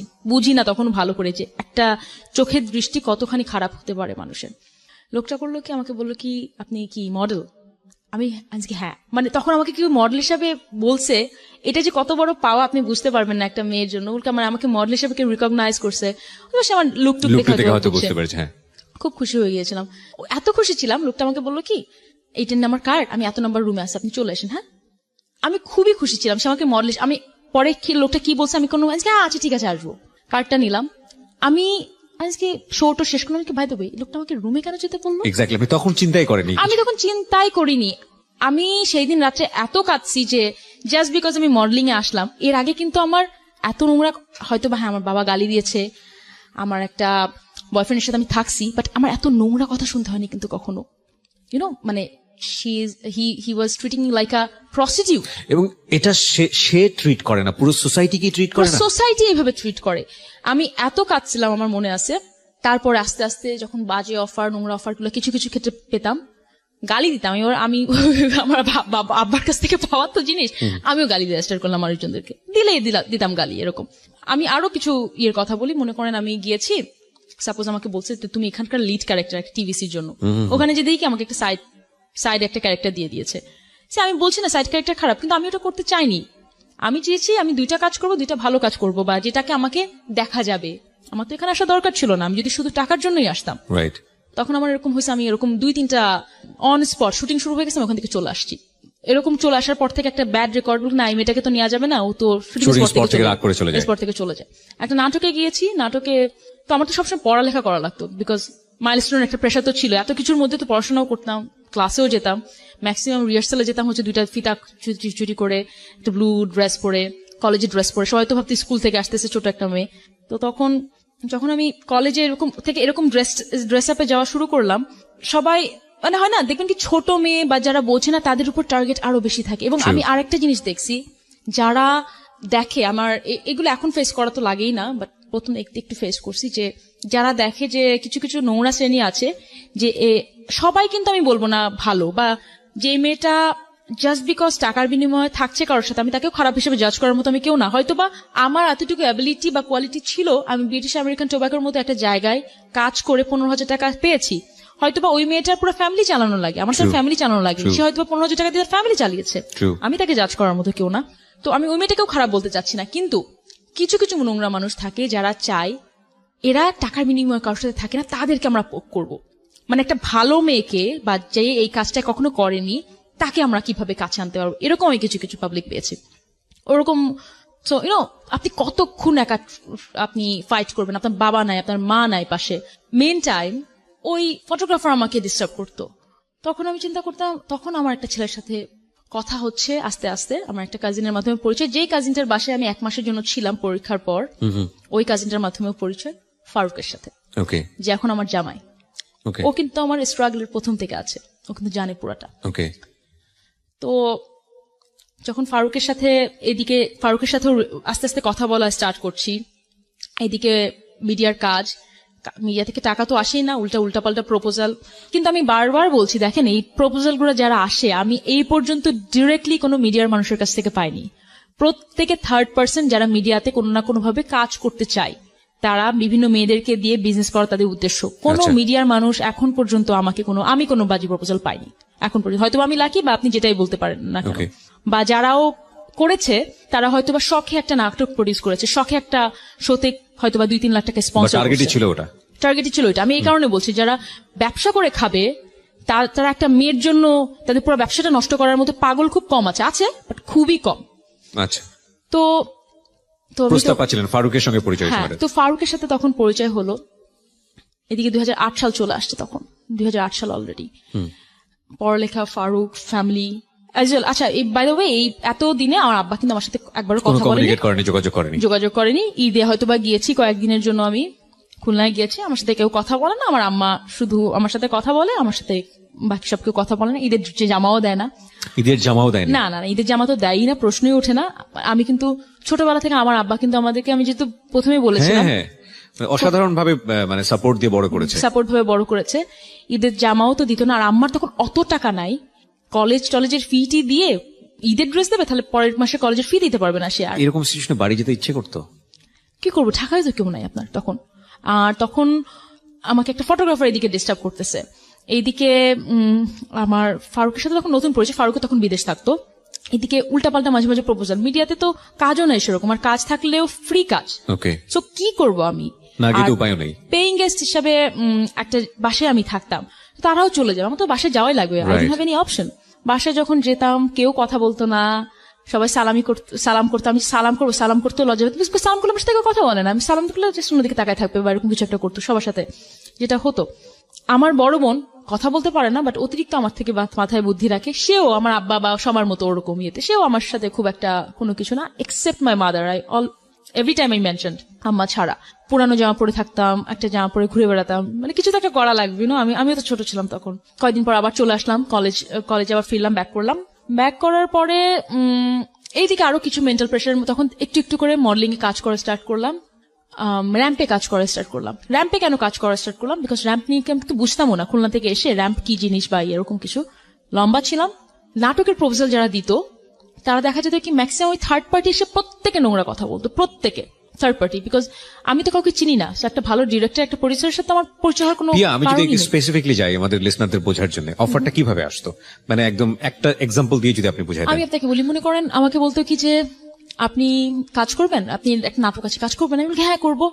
ও আচ্ছা ঠিক আছে, তাহলে তো আমাদের এরকম একটা যে প্রডিউসার বা যে ডিরেক্টর তার সাথে একটু থাকা লাগবে, আপনার আসেন। আপনি প্রথমে কিন্তু বুঝতাম না থাকা লাগবে মানুষটা মানেটা কি, থাকা লাগবে মনে করেন আপনি আমার সাথে আসবেন বা কিছু একটা করবেন, থাকা লাগবে মানেটা কি, এরকম করে কথা স্টার্ট করতো। পরের দিকে আমি বলতাম, পরের দিকে ঘাট তেরা হয়ে গেল, থাকা লাগবে মানে কি বলেন, আপনি এক্সপ্লেন করেন, আপনার মুখ থেকে আমি শুনতে চাই কি বলবেন। তখন গালিটা দিতাম। মানে মাঝে মাঝে হতো কি, যারা একটু স্মার্ট তারা বলতো যে না না থাকা লাগবে মানে তো তা না, থাকা লাগবে মানে আপনি আসবেন, কথা বলবেন, যখন মানে দেখতে আমি escape করতে আর কি, যখন escape আপনি রেগে করতে। যাচ্ছেন। এই লোকটার সঙ্গে কি আদৌ প্রডিউসারের কোনো যোগাযোগ আছে, নাকি উনি আসলে জাস্ট একটা মানে গল্প ফেঁদেছে? না না, যোগাযোগ আছে। কিরকম যোগাযোগ আমি আপনাকে বলি। মনে করেন আজকে আপনার শোতে আপনি খুবই ফেমাস একটা মানুষ, আপনার আপনার এখানে ফেসবুকে ফলোয়ার অনেক, একটা লোক হয়তো বা এসে বলল একটা মেয়েকে, আপনাকে একটা চেনে, কোনো না কোনো ভাবে আপনাকে একটা লোক চেনে, আপনার বাসার পাশে থাকে, ওকে, আপনিও তাকে চেনেন। হ্যাঁ। আপনাকে এসে বললো ভাই আমি তো একটা মেয়ে আরজে পাইছি, একটা মেয়ে ভালো কথা বলতে পারে, আরজে মনে হয় ভালো হতে পারবে। আপনি কিন্তু অবশ্যই তাকে বলবেন যে আচ্ছা ঠিক আছে আমার অফিসে নিয়ে আসো, দেখি যদি ভালো হয় তাহলে আমি হয়তো একটা জব দিতে পারি ওকে। প্রথম। তখন লোকটা তখন মেয়েটাকে বলে, এটাকে ক্যাপিটালাইজ করে ফেলে, এটাকে ক্যাপিটালাইজ করে ফেলে এরকম। ওই লোকটা কিন্তু আদেও রেডিও বা আপনার সাথে কোন ডিরেক্টলি কোনো লিঙ্ক নাই। বুঝতে পেরেছি আমি, হ্যাঁ। এইভাবে মানে ব্রোকার হিসেবে কাজ করে, Broker লাইক দালাল হিসেবে হিসেবে কাজ কাজ করে, মাঝখানে হচ্ছে ফায়দাটা নেওয়ার চেষ্টা করে। ওকে। তখন আমি নাটকে র্যাম্পে যাওয়া স্টার্ট করলাম এই কারণে, বিকজ তখন আমাদের র্যাম্পে একটা এখনো কোরিওগ্রাফার আছে লুনা আপু। তো মনে করেন 15টা মেয়ের মধ্যে, র্যাম্প নিয়ে মানুষের এত একটা খারাপ ধারণা, তাদের উদ্দেশ্যে বলতে চাই 15টা মেয়ের জন্য 15টা মেয়েকেই যখন কাজ করাবে বা একটা র্যাম্পের জন্য আনাবে, তখন এরকম কোনো নাই যে 15টা মেয়েকে থাকা লাগবে বা এরকম। তখন র্যাম্প থেকে আমি কোনো নোংরা অফার পাই, তখন আমার র্যাম্পে চলে আসা হয় এইভাবেই চলে আসা। ওকে। নাটকে ফার্স্টে দেখলাম, এসকেপ করলেন, দেন আপনি Escape র্যাম্পটা করলাম। বেটার মনে করলেন, ওখানে গেলেন। থার্ড পার্টির জন্য আমার এসকেপ করা লাগলো। আমি থার্ড পার্টি আমার বলতে হচ্ছে, নাহলে এটা হয়তো বা শুনে অনেক হয়তো বা ভাববে কি পিয়াও মিডিয়াকে নিয়ে, বাট মিডিয়া কি এটাই কিন্তু আমি আপনাকে বলছি পুরো আমার লাইফ স্টোরি দিয়ে। ওকে। তখন র্যাম্পের হচ্ছে এরকম যে একটা কোরিওগ্রাফার থাকে মহিলা, সে যাদেরকে পছন্দ করে তাদেরকে সে শুধু মডেল নেয়। সে লম্বা ফর্সা, সে আবার ফর্সা মেয়ে, লম্বা ফর্সা সুন্দর এরকম না হলে সে নেয় না। তো যাই হোক আমার সাথে মিলে গেল, তখন সে আমাকে বিভিন্ন শোতে নিয়ে স্টার্ট করলো। এগেইন শোতে যখন স্টার্ট করলো, তো আমি খুব স্বাভাবিক, আমি লম্বা যেহেতু আমি অ্যাটেনশন এমনিতে পেয়েছি ছোটবেলা থেকে। মনে করেন 5টা আমি হেঁটে যাচ্ছে, সাপোজ আমার বয়ফ্রেন্ডের মতো, আগের বয়ফ্রেন্ডের মতো কাহিনী, 3জন বসে আছি, আমাকেই চোখে পড়েছে। লম্বা বলে হয়তো এটা একটু চোখে পড়ার মতো ছিল সবসময়। তো আমি যখন আসলাম তখন দেখলাম কি এখানে আমাকে ম্যাক্সিমাম মডেলরা দেখতে পারে না। কেন দেখতে পারে না? জেলাস ফিল করে। ইয়েস, লম্বা একটা মেয়ে, খুব লম্বা, আমি সবচেয়ে টল। আমি এতদিন জানি টল মানে দ্যাটস ইউর উইকনেস, বিকজ খুলনায় লম্বা মানে কর্নেশন স্কুলের যত আগেই সকাল 7টায় তুমি আসো না কেন মর্নিং শিফটের, তোমাকে সবার লাস্টে লাইনে দেবে। আমি যে কি কষ্টটা পেতাম আমি জানি টল মানে উইকনেস, টল মানে যে স্ট্রংগেস্ট পয়েন্ট হতে পারে, এটা আমার ধারণাতেই ছিল না। আমি চিন্তা করতাম এই মেয়েগুলো আমাকে দেখতে পারে না কেন। আর আমি সুন্দর করে কথা বলতাম, কিন্তু আমার ড্রেস আপ ওদের মতো অত ভালো ছিল না। স্বাভাবিকভাবে টাকাও নাই কেনার, খুলনা থেকে আসছে বুঝিও না কি করা লাগবে। তখন করতো কি, এই মেয়েগুলোকে কিছু কিছু সিনিয়র মডেল ছিল, কিছু আমার সাথে বাজে বিহেভ করতো, প্লাস ওরা প্রায়োরিটি পেত। মানে ওই কোরিওগ্রাফারই করতো কি, একে শো স্টপার, একে এরকম করতে দিত। তো আমার খুব খারাপ লাগতো, ভাই আমি তো লম্বা। পরে বুঝলাম যে লম্বা মানে হচ্ছে তোমার আমার একটা স্ট্রং পয়েন্ট, প্লাস পয়েন্ট আমার, কিন্তু আমাকে আগে দেবে না, আমাকে সবসময় মাঝখানে টাঝখানে দেবে, যেটাতে অ্যাটেনশন যেন না পাই। আচ্ছা, হয় না, কাছের মডেলদের সে আগে প্রায়োরিটি দিত। বাট এগুলোতে আমি খুব আপসেট হয়ে যেতাম যে কেন, মানে আমার কোন একটা প্লাস পয়েন্ট আছে, কেন আপনি আমাকে দিচ্ছেন না, কেন আপনি একটা শর্ট গার্লকে দিচ্ছেন। আমার এগুলো নিয়ে সবসময় ছিল তখন থেকে। তো আপনি দেখেন কত জায়গা থেকে আমি জাস্ট বাধা।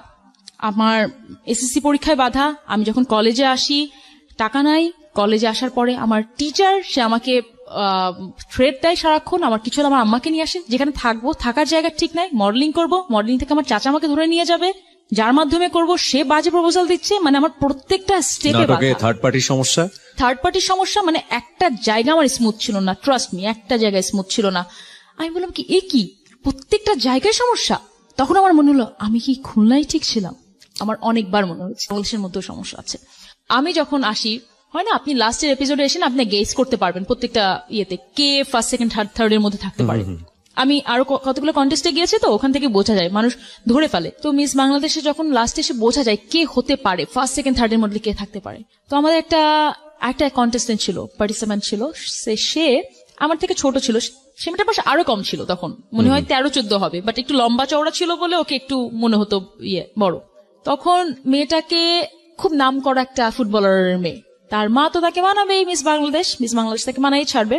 কিছু হলে আমার মনে আছে, আমি এতটুকু বাড়িয়ে বলছি না, আমাদের যখন মেকআপ রুম ছিল, মেকআপ রুমে এসে মহিলা আমার সাথে ঝগড়া করা স্টার্ট করলো, মানে যা তা কথা, এই তুমি বলে এটা করছো, তুমি বলে এটা করছো, তোমার মেকআপ এটা ছিল, এরকম কেন করছো, তোমার তো এরকম করার কথা না।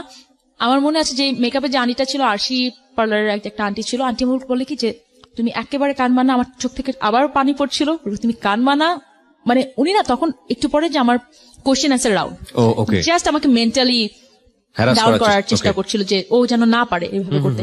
আমাকে বুঝাচ্ছে তুমি একেবারে এরকম করো না, উনি কিন্তু তোমাকে এরকম জন্য চেষ্টা করছে। বলে কি যে আমরা তো জানি কে হবে আর তুমি তো হচ্ছই না, তুমি আবার এত সাজগোজ করে কি হবে, মানে সারাক্ষণ কথা বলে যাচ্ছে এরকম উল্টাপাল্টা কথা। তো যাই হোক না কেন এরকম কিছু এখানেও এরকম ঝামেলা ছিল, বললাম কি এই ঝামেলাটা ছিল। যখন আমি মিস বাংলাদেশ হই আমার তো ধারণাতেই নাই, বিকজ আমি ভেবেই নিছি উনি আমাকে যেহেতু বলে ফেলছে যে আমি হব না, অন্য কোনো কেউ হবে। আমি তখন স্টেজে আমি কি খুশি হব, আমি যেহেতু আমি খুব স্বাধীন যেতে আবার খুব বেশি কথা বলি, আমি তখন বললাম যে আমাকে একজন বলেছিল যে আমি হয় না মিস বাংলাদেশ হওয়ার পরে তুমি কিছু বলো, তোমার অনুভূতি ব্যক্ত করো। তখন আমি বলেছিলাম যে আমাকে একটু আগে একজন বলেছে আমি হতে পারবো না, তার উদ্দেশ্যে বলতে চাই যে আমি মিস বাংলাদেশ নাও। তো আমার প্রথম কথাটা এরকম ছিল। এই সাকসেসের প্রথম আমার মনে হয় প্রথম সাকসেস আমি এটা দিয়ে পাওয়া স্টার্ট করি, তারপর আমি বিভিন্ন র্যাম্পে যাই।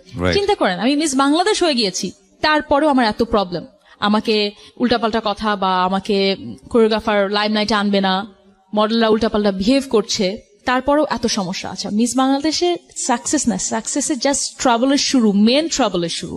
এতদিন ট্রাভেল দেখেছি ঘরের মধ্যে, আমার বাবা আমার ফ্যামিলির মধ্যে, বাইরের জগৎ যে কত খারাপ হতে পারে এটা আসলে ধারণা করার মতো ছিল না। তখন কাজ করা স্টার্ট করি, কিছু কিছু মডেলের সাথে আমার মনে আছে সিনিয়র মডেলের সাথে বেশি কথা বলা যায় না, উল্টাপাল্টা কথা বলে বসে, আমি তো ঝগড়া লেগে যেত আমার সাথে। কারণ আমি যতক্ষণ ভেবেছি যে আমি রং না, আমি কোথাও থামিনি। আমাকে যখন মনে হয়েছে যে আমার এই জায়গাটা করা উচিত হবে না, আমি নিজে সরে আসছি। আমার মনে আছে যখন আমি আরেকটু আমার পাস্টে যাই, যখন আমি এসএসসি পরীক্ষা ক্লাস 9-10 পড়ি, আমার একটা কাজিন ছিল, সে বাসা থেকে পালায় যায় একটা ছেলের সাথে, আমার সাথেই পড়তো কিন্তু বাসার থেকে পালায় যায় একটা ছেলের সাথে। তখন আমাকে আমার বয়ফ্রেন্ডটা বলে চল আমরাও পালাই, যে আমার কাছে 1 লাখ টাকা আছে। আমি বললাম কি আমরা 1 লাখ টাকা নিয়ে কয়দিন থাকবো, তারপরে কি করবো? বলে তারপরটা পরে দেখা যাবে। বলে কি না পরেরটা কি হবে, তাহলে আপনার কলেজ কি হবে, আমার কলেজ কি হবে? বলে কি না ওটা হয়ে যাবে। বলে না আমার তো এসএসসি পরীক্ষাও সামনে, তখন তো পড়তে পারবো না অনেকদিন। মানে আমি না ছোটবেলা থেকে তো প্র্যাকটিক্যাল, আমি পরেরটা চিন্তা করছি না। আচ্ছা ঠিক আছে পালানোর পরেরটা কি হবে। তখন আমি আর কিন্তু পালাইনি, কারণ আমার কথা হচ্ছে যখন আমি দেখেছি যে এটা প্র্যাকটিক্যালি আমার জন্য ঠিক হবে না, প্লাস আমার আব্বা আম্মা কি করবে, আব্বা আম্মার ঝামেলা হবে। বিকজ ওই ছেলেটাও আমাকে এই কারণে বলছিল যে তোমার ফ্যামিলি থেকে তোমার এত প্রবলেম হচ্ছে, তুমি চলে আসো। আপনার ফ্যামিলি তো মিন ওয়াইল, আমি আরেকটু একটা কথা মেনশন করি, এই ছেলেটার মা আমার বাসায় চলে আসে, আমার বাসায় এসে আমার আম্মাকে উল্টাপাল্টা অনেক কথা বলে যে আপনার মেয়ে এটা করে, এবং এই ছেলেটার মাকে আমার ফুপু ফোন করে আনাইছিল, ইচ্ছা করে যাতে আমার মাকে আরো বেশি হ্যারাস করা যায়। যাই হোক, কয়েক বছর আগে প্রথম আলোতে যখন আমার কি একটা ইন্টারভিউ যাচ্ছে, একান্ত সাক্ষাৎকার এরকম টাইপের কিছু একটা, তখন আমি I am very straight forward girl, আমাকে বলেছে প্রথম প্রেম কোনটা, প্রথম সবকিছু এরকম নিয়ে কথা। তাই আমি বলেছিলাম প্রথম প্রেম ছিল এটা। তো তখন সেই দিন দেখা কতটুকু চেপেছিল, মানে আমার অনুষ্ঠানে বেশি নাকি ওখানে বেশি? না শুধু প্রথম মানে প্রথম ভালো লাগা কি, প্রথম র্যাম্প কি, প্রথম কাজ কি। ওকে, বুঝতে পেরেছি। সো এখানে ডেসক্রিপটিভ হওয়ার কোনো সুযোগ ছিল না। ডেসক্রিপশন তো প্রশ্নে ওঠে না, আজকে যাই হোক হয়ে গেল। ওকে, ছেলেটার মা আমাকে ফোন দিয়েছিল সেদিন, শি ওয়াজ ভেরি হ্যাপি যে তার ছেলেকে নিয়ে কথা হচ্ছে, প্রথম আলোর মতো পেপারে আসছে এরকম একটা। পিয়া, তখন আমার বিয়ে হয়ে গেছে অলরেডি, আমাকে বলছে পিয়া তুমি এরকম এরকম মিমোর কথা বলছো দেখলাম। বাই দ্য ওয়ে ছেলেটা কিন্তু আমাকে এখনো মাঝে মাঝে কল দেয়। আচ্ছা, এখন পর্যন্ত মাঝে মাঝে কল দেয়, হঠাৎ করে মনে করেন 6 মাস বা 1 বছর পর হঠাৎ করে 2বার কল দেবে। First love. এখন পর্যন্ত বেচারার সেরা মিস্টেক ছিল অন্য মেয়েদের সাথে দেখা করা। এখন পর্যন্ত আমি শুনলাম ও পড়ালেখাও কিন্তু কন্টিনিউ করেনি ছেলেটার। Okay, by the way I am lawyer now. আমরা সেটা জানি। হ্যাঁ, সো ছেলেটার মা যখন আমাকে বলে, আমি শুধু চিন্তা করছি না আমার আম্মাকে এই মহিলা আমার বাসায় এসে কি অপমানটাই না করছে। আম্মু আমাকে বলে তুমি আমার নাম্বার দাও, আমি মহিলাকে আমি কথা শোনাবো। আমি বলি না আম্মা, cool down, you are the ultimate successful woman, তোমার মেয়ে আজকে তুমি যা যা চাইছো হয়ে গেছে। বাই দ্য ওয়ে আমি যদি আরেকটু সামনের দিকে আগাতে চাই যে জায়গাটা থেকে, কারণ ভোগ ম্যাগাজিনে আসার আগ পর্যন্ত আরো বেশ কয়েকটা সাকসেস আছে আমরা যেটা জানি, যে আপনি র্যাম্পেও একটা সময় খুব ভালো করলেন, এবং তারপরের স্টেপ গুলো আসলে কি আপনার মুখ থেকে এটা শুনি। আমি এটা একবার বলে যাই, আমার সাকসেস বেশ কিছু আছে। মিস বাংলাদেশ হই, টপ মডেল অফ দ্য ওয়ার্ল্ডে যাই ইজিপ্টে, মিস ইন্ডিয়ান প্রিন্সেস ইন্টারন্যাশনাল হই বম্বেতে। ওই সময়টাতে একটা ছবি নিয়ে মোটামুটি শোরগোল পড়ে গিয়েছিল সারা দেশে, ওইটা নিয়ে আসবো আমি, ভেরি ডেসপারেট একটা পিকচার, এবং রাইট ওইটা নিয়ে আমার মনে হয় আপনার খোলামেলা কথাই বলা উচিত। ওইটা নিয়ে আমি কথা বলবো, আমি জাস্ট 2008 পর্যন্ত আছি তো, ওইটা হচ্ছে 2013-র কথা। সো 2008-এ যখন এরকম সমস্যা হলো, এরকম অনেক সমস্যা হওয়ার পরে মিস বাংলাদেশও হয়ে যায়, 2009 এরকম এরকম স্ট্রাগলের মধ্যে দিয়ে চলতে আছে 9-এ। তারপরে 9-এর দিকে তখন আমার ফারুকের সাথে খুব ভালো ওকে রিলেশন। তখন কোনো একটা খুবই পাওয়ারফুল লোক কোথায় আমাকে দেখছে আমি জানি না, ফোন দেওয়া স্টার্ট করলো, কোথায় যায় না যায়। আমার 2বার দেখা হয়েছে এগেইন কাজের কথা বলে, আমি আপনাকে একটা জব দেবো, আপনি জবের জন্য আমার অফিসে আসেন। খুবই পাওয়ারফুল লোক, মানে আমি নাম তো বলতেই পারবো না, বাট খুবই পাওয়ারফুল লোক। সো সেই লোক আমি যেখানেই যাই বলে কি যে আপনি তো এখানে আছেন, মানে আমি জানি আমার কন্টিনিউসলি আশেপাশে লোকজন ঘোরাফেরা করছে, আমি বুঝতে পারি। দেখা না করতে চলে বলো কি আপনার বয়ফ্রেন্ড আছে না, তাকে কিন্তু দেখে নেবো। আবার ভয় পেয়ে গেলাম, আচ্ছা ঠিক আছে কি সমস্যা, আমার বয়ফ্রেন্ডের ক্ষতি করবেন মানে। দেখা করলাম আবার। তো কিছু আপনারা কেউ একটা মুভি দেখছেন ডার, শাহরুখ খানের? ঠিক আমার ডার দেখলে ওই মুভিটার মানে আমি লোকটার কথা হলে আমার এইটা মনে পড়ে ছিল। হ্যাঁ, এত অবসেসড হয় না, উল্টাপাল্টা কিছু না, কিন্তু এরকমও না যে আমাকে উল্টাপাল্টা কোনো কিছু করার জন্য ডাকতেছে। সে জাস্ট আমার সাথে কথা বলবে, পরে এসে বলে কি আমাকে বিয়ে করবে, একটা ম্যারিড লোক, বলে কি যে আমার প্রথম বউ থাকবে, আপনিও থাকবেন, কি হবে। মানে আমি আরো বলি, তার ওয়াইফও আমাকে ফোন করে, বলে কি যে না আমরা 2জন একই সাথে থাকবো, সমস্যা কি, কোনো সমস্যা হবে না। তার বউ আমাকে ফোন করেছে, বিকজ তার বউ হয়তো ভাবছে যে তার বউকে দিয়ে বলালে হয়তো আমি মানবো, এবং তার বউ বাধ্য হয়েছে, মানে বউ আমাকে ফোন করতে বাধ্য হয়েছিল। তখন এইটা আমি খুব ইজিলি 30 সেকেন্ডে বলে দিলাম, বাট আমি আমি ঢাকায় থাকতাম, একটা জায়গায় থাকতাম, সেখানে যদি সারাক্ষণ মানুষ ফলো করে, সেই বাসায় থাকতাম, সেই বাসার মহিলারাও ভয় পেত যে কি হচ্ছে পিয়া, তোমার সাথে কে দেখা করতে আসতেছে, এই বাসার বাইরে এত গাড়িকে, এটাকে। সো যাই হোক, আমরা একটা কাজ করি, নামটা ফ্ল্যাশ করে দিই এবং এটা একটা $1 মিলিয়ন এপিসোড হয়ে যায়। না আমি এই কথাটা এই কারণেই বলেছি যে আমরা সিক্রেটস কিংবা জীবন গল্প অনুষ্ঠানে সবসময় এই ডিসক্লেইমারটা দিই। আমাদের এই অনুষ্ঠানগুলো কাউকে হেয় করার জন্য না, একদম উইথ ডিউ রেসপেক্ট এভরিবডি। আমাদের মূল কাজটা হচ্ছে চ্যালেঞ্জটাকে ফোকাস করা কিংবা সিক্রেটসটাকে তুলে নিয়ে আসা, যাতে করে আপনি আপনার জায়গাটা থেকে একটা লেসন নিতে পারেন। আমাদের এই অনুষ্ঠানে কাউকে যদি হাইলাইট করতে হয়, কাউকে যদি সম্মান জানাতে হয়, সেটা হচ্ছে এখানে যারা গেস্ট হয়ে আসেন তাদেরকে। এছাড়া কেউ স্পেশালি হাইলাইট হোক বা কেউ ডিপ্রাইভ হোক, কেউ বা কালার হোক, সেটা আমাদের অনুষ্ঠানে সচেতন ভাবেই আমরা চেষ্টা করি যাতে কোনোভাবে না হয়। সুতরাং এখানে পিয়া বললেও আমরা তাকে এভাবে প্রচার করতাম না। অবশ্যই যে আমি চাই না, ইনফ্যাক্ট এর মধ্যে আমার মনে হয় যে অনুষ্ঠানটা শুনছে সে ভয় পেয়ে যাবে, যে আমরা কখন নাম বলে দিই। হ্যাঁ, কোনো নাম টাম চাইও না আমি। তারপরে দেখেন, আমি হয়তো আমার জন্য খুব টাফ টাইম ছিল, বাট এটাকে আমি নেগেটিভলি না ধরে আমি খুব সুন্দর করে হ্যান্ডেল করে, ইগনোর করে, একটা টাইমের পর আমাকে বিয়ের কয়েকদিন আগে আমাকে ফোন দিয়েছিল। আমি তখন বলছিলাম যে প্লিজ আমাকে আর এরকম করেন না, আমি বিয়ে করতেছি, আমাকে শান্তিতে থাকতে দেন, আপনার জন্য আমি ভয়ে বের হতে পারি না। He is that much powerful. Yes. তো শুধু তার কথা বলবো না। অনুষ্ঠান শেষ হলে আপনি আমাকে একটু বলেন। No, I'm just kidding. এটা তো মনে করেন একটা পাওয়ারফুল বিজনেসম্যানের কথা বলি। আমি যদি এখন কোনো ক্রিকেট প্লেয়ারের নাম বলি তাহলে তো হয়তো বা বোম ব্লাস্ট হবে। সো আমি যেটা কিবরিয়া ভাই বললো, আমরা প্রত্যেকের জায়গা থেকে প্রত্যেককে সম্মান করতে চাই।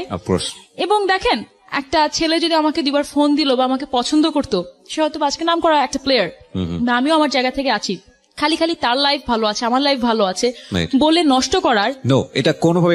আমাদের সোশ্যাল মিডিয়াতে এই জিনিসটা খুব বেশি হচ্ছে এবং খুব নোংরামও হচ্ছে। এত খারাপ লাগে এই জিনিসগুলো দেখলে, যে কারো একটা পার্সোনাল চ্যাট কিংবা কারো একটা আইডি হ্যাক করে স্ক্রিনশট দিয়ে, ভাই কি মানে রুচি, নিজেদের রুচি কতটা নিচে নামলে আমরা এই ধরনের কাজ করতে পারি। We just making fun, but আমরা এটা বিলিভ করি everybody has secrets. Without his or her permission এটা রিভিল করার কোনো এখতিয়ার আমাদের নাই, একেবারেই না। আর আমি দেখেন, আমি এটাও বলছি, একটা ছেলে আমাকে পছন্দ করতো, 2টা ফোন দিয়েছিল, এটার জন্য আমি আজকে তাকে মানে হেও করবো? একেবারেই না। সেটা তো আমার সাথে খারাপ কিছু। যেমন আমিও বললাম যে আমিও একটা ছেলেকে পছন্দ করতাম, হয়তো আমার বয়ফ্রেন্ড তখন মানে ফারুক তখন ছিল, ফারুক না থাকলে হয়তো বা তার সাথে আমার একটা প্রেমের কিছু একটা হতে পারতো, বাট জাস্ট বিকজ হয়নি বলে তাকে এখন ছোট করবো, এটা করার কোনো যুক্তি নাই। যাই হোক, আমি স্ট্রাগলের কথা বলছিলাম। তখন এটা নিয়ে 2013 সাল পর্যন্ত যায়, এবং লোকটা আমাকে বলেছিল যে দেখেন, প্রত্যেকের উপরে উঠতে গেলে কাউকে না কাউকে লাগে, গডফাদার লাগে, কেউ কাউকে ছাড়া কিন্তু উঠতে পারে না। আপনি যে এত কষ্ট করলেন, এই 3-4 বছর হয়ে গেল, আমাকে আপনি করে বলতো, 3-4 বছর হয়ে গেল, 2012 বা 13 সালের দিকে বলেছিল, আপনি কিন্তু এই জায়গায় থাকবেন, আপনি কিন্তু বেশি দূর যেতে পারবেন না, আপনি যদি কাউকে না কাউকে সাপোর্ট নেন।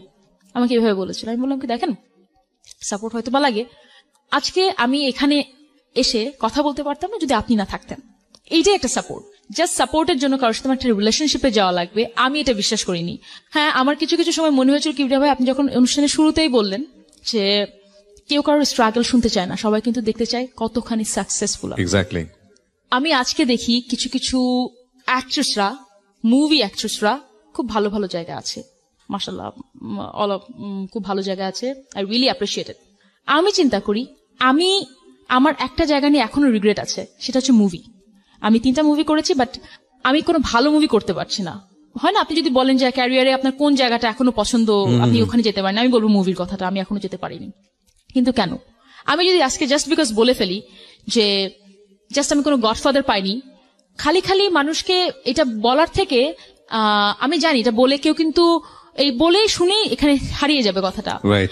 মানুষ আমার সাকসেসের স্টোরি শুনতে চাই, যে আজকে সাকসেসফুল বলে আজকে স্টোরিটা শুনতে চাই, কি স্ট্রাগল দিয়ে আসছি বা কে কি করেছে এটা কেউ একেবারে জানতে চায়। মানে স্ট্রাগল স্টোরি সবার লাইফে আছে, কিন্তু স্ট্রাগল স্টোরি মার্কেটে তখন পর্যন্ত ভায়াবল না যতক্ষণ পর্যন্ত ওই মানুষটা সাকসেসে লাগে না। হ্যাঁ, না। সো সাকসেসফুল হলেই কেবলমাত্র মানুষ এটা শুনতে চায়, নইলে ওই স্ট্রাগল সবার লাইফেই কমন। ওকে, 1 বছর যেভাবেই হোক তাকে ট্যাকল করলেন, করার পর আপনি বিয়ে করতে যাচ্ছেন ফারুক ভাই। 1 বছর না, সে আমাকে বেশ 2-3 বছর সমস্যা করেছে। ওকে ওকে। ফারুকের সাথে কিন্তু আমার রিলেশনশিপ আছে তখনও। ফারুকের সাথে ফারুক ভাই এই ব্যাপারটা কি জানতো? হ্যাঁ, of course. So how do he manage? ও নিজেই একটা টাইমে ভয় পেয়েছিল, নিজে একটা টাইমে বললো যে তুমি এরকম একটা, আচ্ছা তাহলে আমি ভাগি, তুমি থাকো, আমি এখানে চলে যাই। না না না না, ওরকম না। ও আমাকে বললো কি, বিকজ দেখেন আমরা তো খুব প্র্যাকটিক্যাল, আমার হাজবেন্ড ওয়াইফ দুইজনই খুব প্র্যাকটিক্যাল। ও বললো কি তুমি খুব সাহসী আমরা জানি, বাট তুমি কতখানি ট্যাকল দিতে পারবা? এই লোকটাকে তুমি অনেক কিছু করে আসছো, তুমি মিমোকে মেরে আসছো, আর এই লোকের সাথে ঝগড়া করবা, that's not the same thing. আমি বললাম না, আমার ট্রাবল শুরুই হয়েছে যখন Hollywood movie. Actually it's a Hollywood movie, যেটা হয় প্রথম একটা ছোট মারে, তারপরে ভয়াবহটা লাস্টে দেখায় শেষ হয়। আমরা ভয়াবহতা জায়গায় চলে আসছি এখন। ওকে, আসলেই। তারপরে বাই দ্য ওয়ে আমাকে তখন বলছিল যে গডফাদার ছাড়া চলতে পারবা না, এটা অনেক কিছু বলার পর বলে কি যে আপনার সাথে আমার আজ হোক কাল হোক দেখা হবে, তখন দেখবো আপনি কোথায় আছেন। আমি জানি তার সাথে আমার দেখা হয়নি, কথা হয়নি, আর সে দেখছে আমি কোথায় আছি। সো সে কখনোই ভাবেনি আমি পড়াশোনা কমপ্লিট করতে পারবো, আমি লয়ার হতে পারবো, আমি মিডিয়াতে এত সাকসেসফুল হতে পারবো। রাইট। আমি আরো কথা একটা বলি, সেই লোক যখন বিভিন্ন ভাবে আমাকে পোক করা স্টার্ট করলো, কোনো একটা লোককে, একটা মিডিয়ার একটা লোককে, মিডিয়া তো সবাই তো আর ভালো না, আমি আপনাকে ম্যাক্সিমামের কথা বলেছি যে ম্যাক্সিমামই গুড পিপল, বিকজ কেউ একটা জাস্ট মেয়ের জন্য তার পুরো বিজনেসটা নষ্ট করবে। ইনফ্যাক্ট সেটা সব জায়গার সিনারি, সব জায়গার সিনারিও। তো একটা লোক তার কাছে গিয়েছে, কোন একটা ম্যাগাজিনের, একটা খুবই লো ক্লাস একটা ম্যাগাজিনের একটা লোক। তো বলছে কি যে সে লোক বিভিন্ন মেয়েদের ছবি নিয়ে যাচ্ছে, আপনার কাকে লাগবে বলেন। ওই লোকটার কাছে সামহাও ওখানে আমার ছবি পেয়েছে, তো বলে কি যে একে আনতে পারবেন? হ্যাঁ, কোনো ব্যাপারই না। তো লোক হাসতেছে, বিকজ ওই লোকটা জানে যে আমি কতখানি জেদি, কতখানি একরোখা, কতখানি honest. He knows it. Because নাহলে তো আমি এত পয়সাওয়ালা একটা লোক বিয়ে করতে চাচ্ছে, তার কাছে তো থাকতে পারতাম, তাই না? আমার তো নাহলে এত কষ্ট করে আমার এত কিছু করা দরকার ছিল না। তখন বলি হ্যাঁ এখনই পারবো, 1 ঘন্টার মধ্যে এনে দিচ্ছি। এখন ওই লোকরাও কিন্তু জানে কারা কি করে, কারা কি করে না। ওই লোকটা বললো কি যে না এটা তো নাই স্যার, আপনি অন্য একজনকে না, ও নাই, দেশে নাই, ও তো কোনো বিদেশেই যায়নি। এটা মনে হয় না, এটা কবেকার কথা, 2010-11 কথা হবে, বা তখন আমি বিদেশে গিয়েছি বা যাইনি, এরকম একটা। বললো না তো কোনো বিদেশেই যায়নি বা কোথাও যায়নি, ও বিদেশে গেছে, মানে নিয়ে আসেন, ও করে নিয়ে আসেন, আমার ওকেই লাগবে, এরকম। তো যাই হোক, যখন আনতে পারলো না, পরে আমাকে কিন্তু লোক ফোনও দেয়নি, ওই ম্যাগাজিনের লোকটা কিন্তু ফোনও দেয়নি, because he knows what type of girl I am. তখন লোকটাকে বাথরুমে আটকায় রাখলো, বাথরুমে আটকায় রেখে আমাকে ফোন দিছে। তখন বলে কি আপনি বলে আসলেই চলে আসবেন। তো যাই হোক, লোকটা আমাকে পছন্দ করতো, কিছু একটা করতো, এই কারণেই মনে হয় এরকম টিয়ে। তো আমি বলছি কি যে মিডিয়া খারাপ মানুষ আছে, ভালো মানুষ আছে, কম্বিনেশনের কথা বলছি। তার এই লোকটা যদি শুনে থাকে, হয়তো বা শুনবে না, বা কারো না কারোর মাধ্যমে জানবে যে আমি এত কথা বলেছি, আজকে উনি হয়তো বা দেখছে আমি কোথায় আছি, বা উনিও কোথায় আছে। সেটাই হয়, মানে চাঁদ আকাশে উঠলে সেটা সবাই দেখে। সো এটা নিয়ে এখন কিছু বলার নাই, বাট আমি ওই যে জায়গাটায় যেতে চাই, মানে বিকজ আপনি যেটা বলছিলেন যে মিশরে যে কম্পিটিশনটা ছিল আপনার, মিশর, রাইট? এবং একটা ছবি সারা দেশে মোটামুটি একটা আলোচনা সমালোচনার ঝড় তুলেছে, এবং এটা ভেরি ডেয়ারফুল পিকচার, অফকোর্স। আমি এবার বলি 2013 সালে আমি প্রথম যাই হচ্ছে, 2011 সালেও আমি যাই, সেটা হচ্ছে আপনার সাউথ কোরিয়াতে, ওয়ার্ল্ড মিস ইউনিভার্সিটি সাউথ কোরিয়াতে একটা কন্টেস্ট হয়েছিল। তারপর এখানে অনেক ঝামেলা, ভিসা পায় না, এই পায় না, ওই পায় না, অনেক ঝামেলা করে কষ্ট করে গিয়েছি। তারপরে এসে 2013 সালে, আচ্ছা বাই দ্য ওয়ে আমি বলে রাখতে চাই, এই যে যত আমি কন্টেস্টে গিয়েছি, কোথাও আমার 1 টাকা খরচ হয়নি।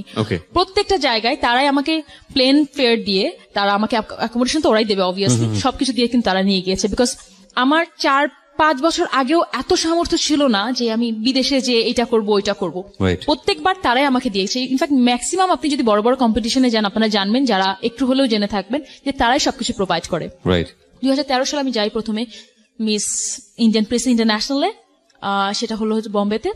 বিভিন্ন সিটিতে ঘোরায় টোরায়, তারপরে বম্বেতে লাস্টে হয়েছিল 21 দিন না 22 দিন ব্যাপী ছিল। তো ওইটাতে আমি উইনার হই। অনেক দেশ থেকে কন্টেস্টরা ছিল, সেখানেও ঝামেলা। মিস একটা বাংলাদেশ থেকে একটা মেয়ে আসছে, ও কি করতে পারবে? প্রথমে তো নজরেই দিল না আমাকে কেউ, বল এত ছোট একটা জায়গা থেকে একটা মেয়ে আসছে, সে কি করতে পারবে? তখন ওখানেও ভাবলো যে কয়েকজনের মধ্যে যে একটা নেদারল্যান্ডের একটা মেয়ে ছিল, সবাই ভাবছিল কি যে ওই মেয়েটা হয়তো বা উইনার হবে। ওকে যাই হোক, ওটা না হয়ে সব সুবিয়ে হয়ে আমি উইনার হয়ে গেলাম। তো ওখানে খুব ঝামেলা, ওখানে বেশ কিছু এরকম ঝামেলা হয়েছিল যে ওই মিস বাংলাদেশের মতো যে এ উইনার হবে, ওকে তখন এসে এর মাদার এজেন্সি এসে কথা বলে। আমার পক্ষ থেকে তো কেউ নাই, আমি ছাড়া। ইন্ডিয়াতে যখন গিয়েছি আমি একাই ছিলাম। প্রত্যেকের মাদার এজেন্সি, প্রত্যেকের প্যারেন্টসরা ছিল আমাদের ফিনালেতে।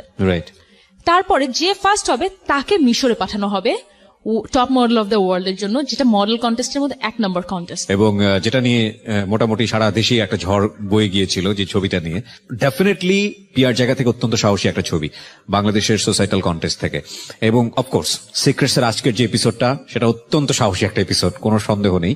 জি মিশর। তখন ফার্স্ট যে হবে তাকে পাঠাবে top model of the world ইজিপ্টে। এটা কিন্তু ইউরোপিয়ান একটা অর্গানাইজার, Right. ইজিপ্ট জাস্ট একটা ভেন্যু ছিল। তো ওখানে পাঠানোর পরে আমি যে ইন্ডিয়াতে যে কন্টেস্টে জিতি, ওখানেও একটা প্রত্যেকটা কন্টেস্টে বিটি কন্টেস্টের পার্ট থাকে, বিকিনি পার্ট। তো আমি ওখানে বললাম যে দেখো, এর আগে কি আপনাকে এই বিকিনিটা পড়তে হয়নি? এর আগে না মিস বাংলাদেশ আমাকে পড়তে হয়নি। না, ওকে, Miss so for the Bangladesh- first time আপনি এটা পড়তে যাচ্ছেন। হ্যাঁ, ওকে পড়তে যাচ্ছি। তো ইন্ডিয়াতে আমাকে বললো যে দেখো তুমি ঠিক আছে, তুমি পড়তে চাচ্ছ না, ইটস ওকে। তখন আমরা কভার টাভার করে অনেকভাবে অন্যভাবে শুট Right. করলাম। কিন্তু আমি ইজিপ্টে যখন গেলাম তখন ওরা বলে কিছু না পড়বা না, মানে এটা you sign compulsory. The contract. Okay আর ওদের তো মাথায় নাই, ইউরোপিয়ানদের তো মাথায় থাকে না এটা bikini কোনো ব্যাপারই পরবা না না মানে ওদের জায়গা থেকে। কি, মানে তুমি কি মিন করতে যাচ্ছ? ওরা বোঝেইনি ব্যাপার আমার কথাটা। বলে তুমি you sign the contract, you have to do it, otherwise you have to pay the penalty. So কন্ট্রাক্টে কি ওখানে ছিল না বিষয়টা আসলে? হ্যাঁ, সবকিছুই ছিল। ওকে, আপনি যখন 20 পাতার কন্ট্রাক্ট করবেন তখন অতগুলো আর পড়ার সময় অত থাকে না। কিছু পড়ার, এটা তো ওটার সাথেও না, এটা তো আমার মিস ইন্ডিয়ান প্রিন্সেস যেটা হলাম ওটার সাথে লিঙ্ক, যেটা তো আরো আগের। ওকে ওকে তখন তো কোনো কন্ট্রাক্ট ছিল না। রাইট। সো এখানে তো ছিল যে ফার্স্ট হবে তাকে এখানে পাঠিয়ে দেবো। Okay. ফার্স্ট হওয়ার 4 দিন পর আমার ইজিপ্টে যেতে হবে। এটার প্রাইস Visa মানি নাই, কত ছিল? আমি একটা অফ ট্র্যাকে কোশ্চেন করে ফেললাম। কোনো প্রাইজ মানি ছিল কোনো না। prize money ছিল না? কোনো প্রাইজ মানি ছিল না, শুধু ইন্ডিয়ান প্রিন্সেস ইন্টারন্যাশনালে আমাকে $3000 দিল, ইন্ডিয়ান প্রিন্সেস ইন্টারন্যাশনালে আর Okay. একটা টিভি দিয়েছিল। যে টিভি আনতে যে আমার মানে $700 না $800 ট্যাক্সি দিয়ে দেওয়া লাগছে, বুঝছেন? ওকে আর top model of the world এর কিছু ছিল না। তো কিন্তু এখানে গেলে হয় কি, আপনি বিভিন্ন প্ল্যাটফর্ম পেয়ে যান। এক্স্যাক্টলি, আমি কি প্ল্যাটফর্ম পেয়েছিলাম আপনাকে পরে বলছি। ফাইন। ভোগ টোগ এত কিছু, ওইসব এত কিছুতে যাওয়ার জন্যই হয়েছে, না হলে Right. কখনোই পেতাম না এত প্ল্যাটফর্ম। ঢাকায় থেকে আপনি বাংলাদেশ থেকে কি প্ল্যাটফর্ম পাবেন ইন্টারন্যাশনালি? রাইট। তো সেই জায়গাটা তৈরি হয়নি এখন পর্যন্ত, ইনফ্যাক্ট মানে বাংলাদেশ থেকে সেই জায়গাটা তৈরি হয়নি। তৈরি হয়নি। ওকে আর যেটা বলছিলাম যে যখন ফার্স্ট হলাম, ফার্স্ট হওয়ার একদিন আমার থাকা লেগেছিল, প্রত্যেককে চলে যাওয়া লাগছিল, শুধু ফার্স্ট সেকেন্ড থার্ড ফটোশুটের জন্য একদিন ইন্ডিয়াতে বম্বেতে এক্সট্রা আমাদের একদিন থাকা লেগেছিল। তো ফার্স্ট যখন হলাম 4-5 দিন পর ইজিপ্টের ছিল, মানে হাতে আছে 3 থেকে 4 দিন, একদিন চলে গেল। ওকে ঢাকায় এসে ভিসা করে, তখন তো জানেন ভিসা করা মানে এখন আমার এখন 6টা পাসপোর্ট অনেক মোটা এখন। তখন পর্যন্ত 2000 আমি সব ম্যাক্সিমাম ট্রাভেল করেছি 2013 থেকে এই পর্যন্ত, এই ওকে 4-5 বছরে সবচেয়ে বেশি। Lot of countries, right? 40 countries 4 বছরে। ইয়েস, আমার 4 বছরে OMG. 6টা পাসপোর্ট। তো যাই হোক, so this is the success man, definitely it's a huge success. হ্যাঁ, যে গল্পে ছিলাম। তো তখন আমাকে এসে ভিসা পাওয়া খুবই টাফ ব্যাপার, যে ভিসা কি করে পাবো একদিনের মধ্যে, মানে তখন শুক্রবার শনিবার কি যেন ছিল, একদিনের মধ্যে ভিসা পেয়ে যাব। ভিসা পেলাম, তখন আপনি কি কন্ট্রাক্ট করবেন?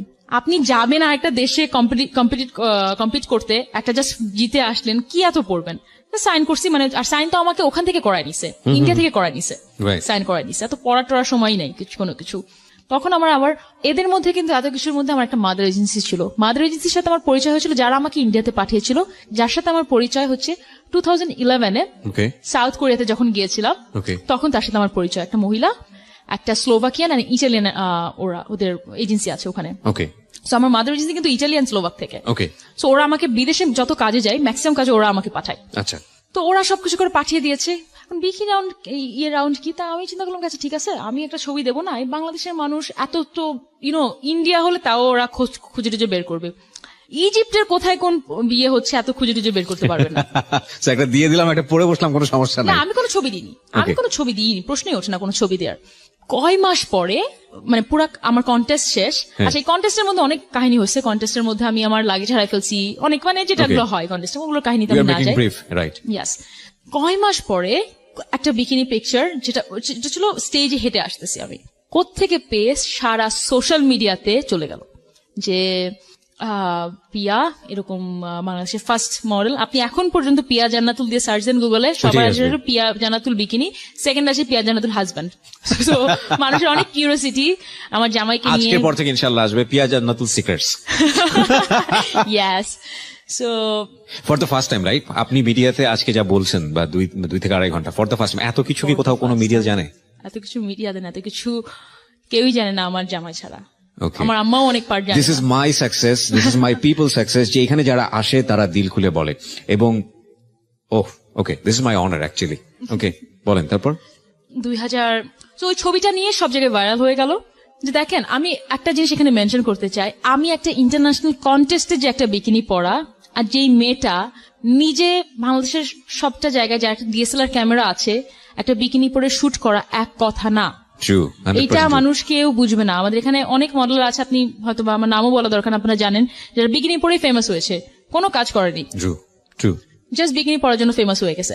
তো মানুষ যখন এদের সাথে আমাকে কম্পেয়ার করে তখন আমার খারাপ লাগে। মানুষ যখন ভাবে যে পিয়া বিকিনি কেন পড়ছে, বাংলাদেশের সোসাইটিতে পড়া উচিত না, আমি একটা জায়গা থেকে তার চিন্তা ভাবনা রেসপেক্ট করে কোথা থেকে আমি আপনাকে বলি, সেই মানুষটা অতটা ব্রড মাইন্ডেড হয়ে পারেনি, বিকজ সে বাংলাদেশের মধ্যে ঘুরেছে।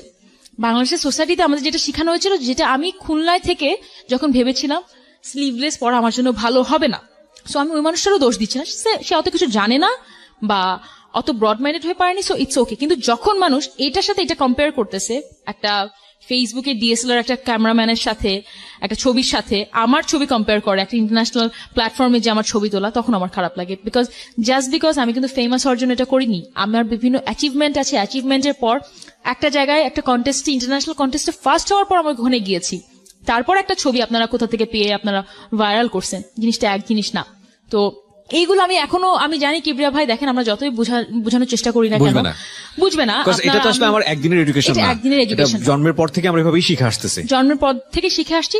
সেটা আপনি একদিনে আমার আজকে বা আপনার সিক্রেটস এর প্রোগ্রাম আপনি চেঞ্জ করতে পারবেন না, চেঞ্জ করাটা বোকামি হবে, জোর করাটা বোকামি হবে, জোর করাটা বোকামি হবে। সো আমি ওই পার্টটা আর না কথা বলি। তো এই ছবিটা নিয়ে অনেক কথা হলো। দেখেন, বাই দ্য ওয়ে, আমি তো এখন মেইন কথা এখানে বলিনি।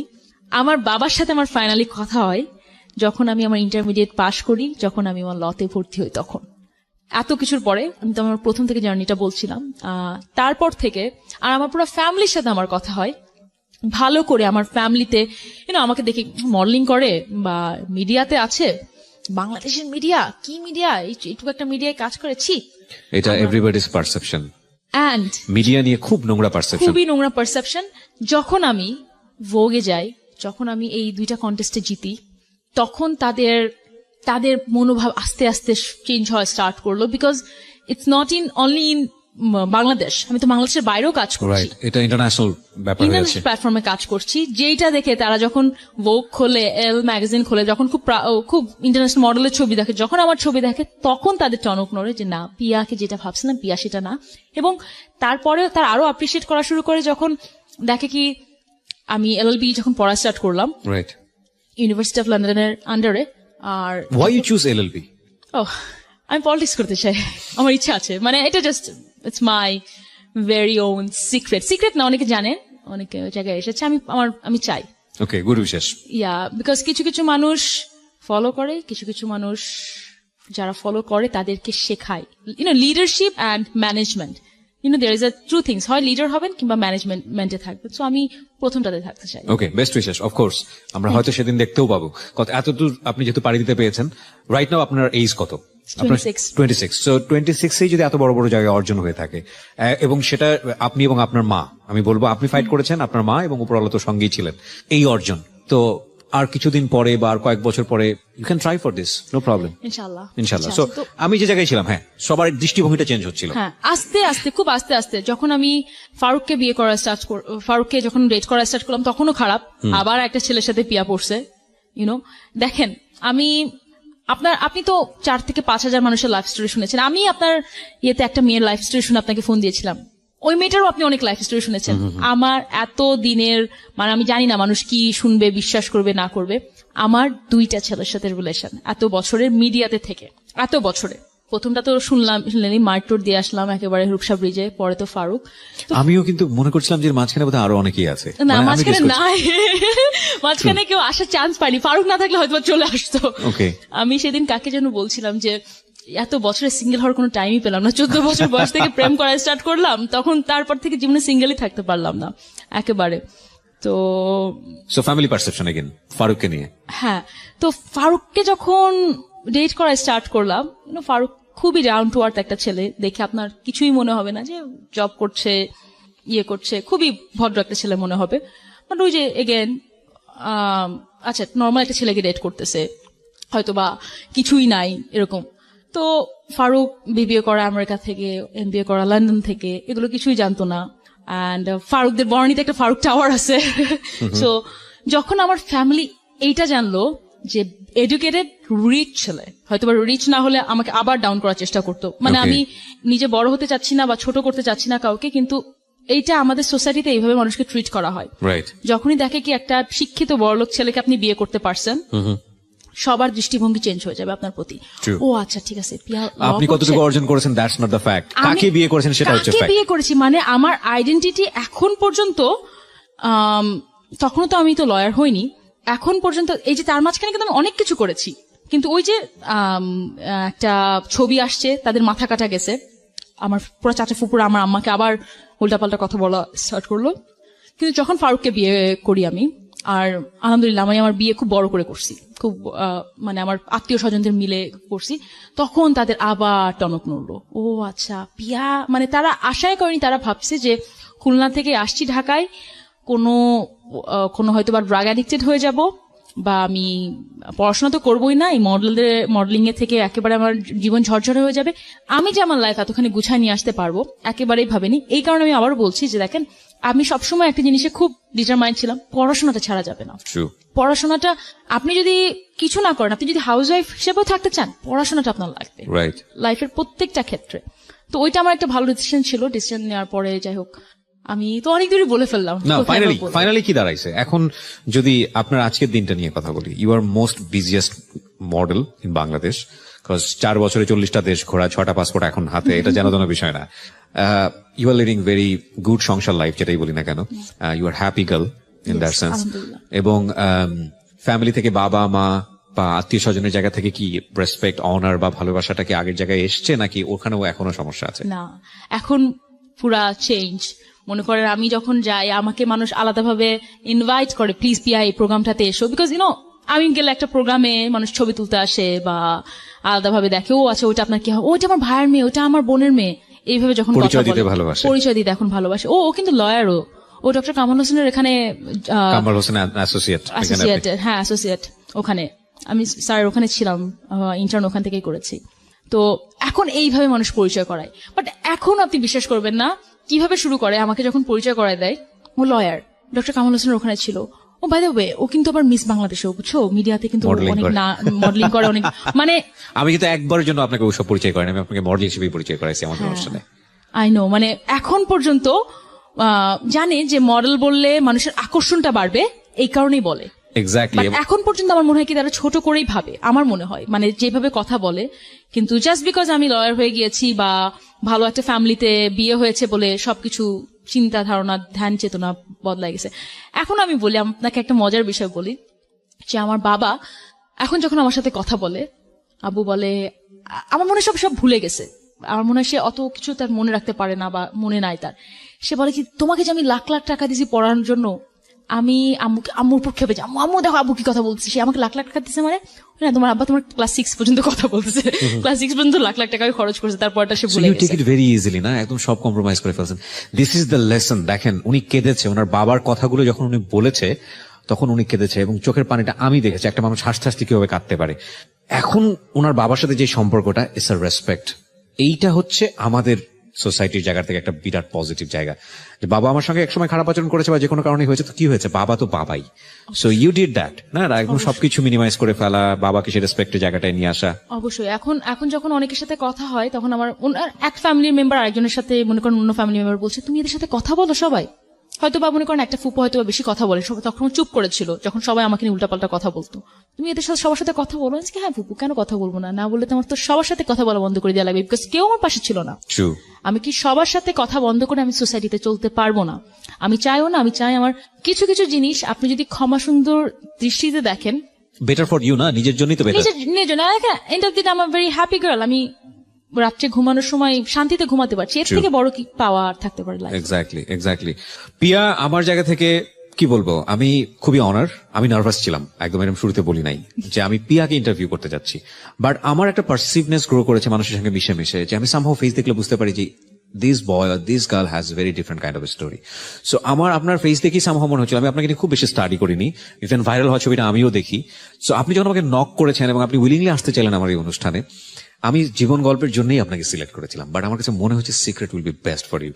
এবং ইয়া, আই থিঙ্ক এই অনুষ্ঠানটা অনেক বেশি inspirational for the girls as well as আমি মনে করি যারা বয় আছে, যারা শুনছে সোসাইটিতে, তাদের জন্য একটা মেয়েকে কিভাবে রেসপেক্ট করা উচিত সেটা আজকের অনুষ্ঠান শুনে তারা অনেকেই শিখবে। এবং আপনি যতটা স্পষ্টভাষী সেটা আমাকে অনেক বেশি অনার করা শেখালো, আপনার প্রতি আমার ব্যক্তিগত ফিলিংস যেটা। সো এটা হচ্ছে বিষয়। আর একইভাবে আপনার হাজবেন্ডের কথাটা আমি জেনেই শেষ করতে চাই, সে সবকিছু আপনাকে জানে এবং he gives you the freedom, মানে যতটুকু আপনি এক্সপেক্ট করেন ততটুকু ফ্রিডম আপনাকে দেয়। আচ্ছা আমি এবার বলি, ওর কথা এখানে খুব বেশি করে বলা হয়নি, বিকজ এখানে সব ম্যাক্সিমাম আমার স্ট্রাগলের কথা বলা হয়েছে। ফারুক যেহেতু প্রথম থেকে আমার সাথে ছিল, এত সাপোর্ট আমার দেখা এখন পর্যন্ত বেস্ট হিউম্যান নেই।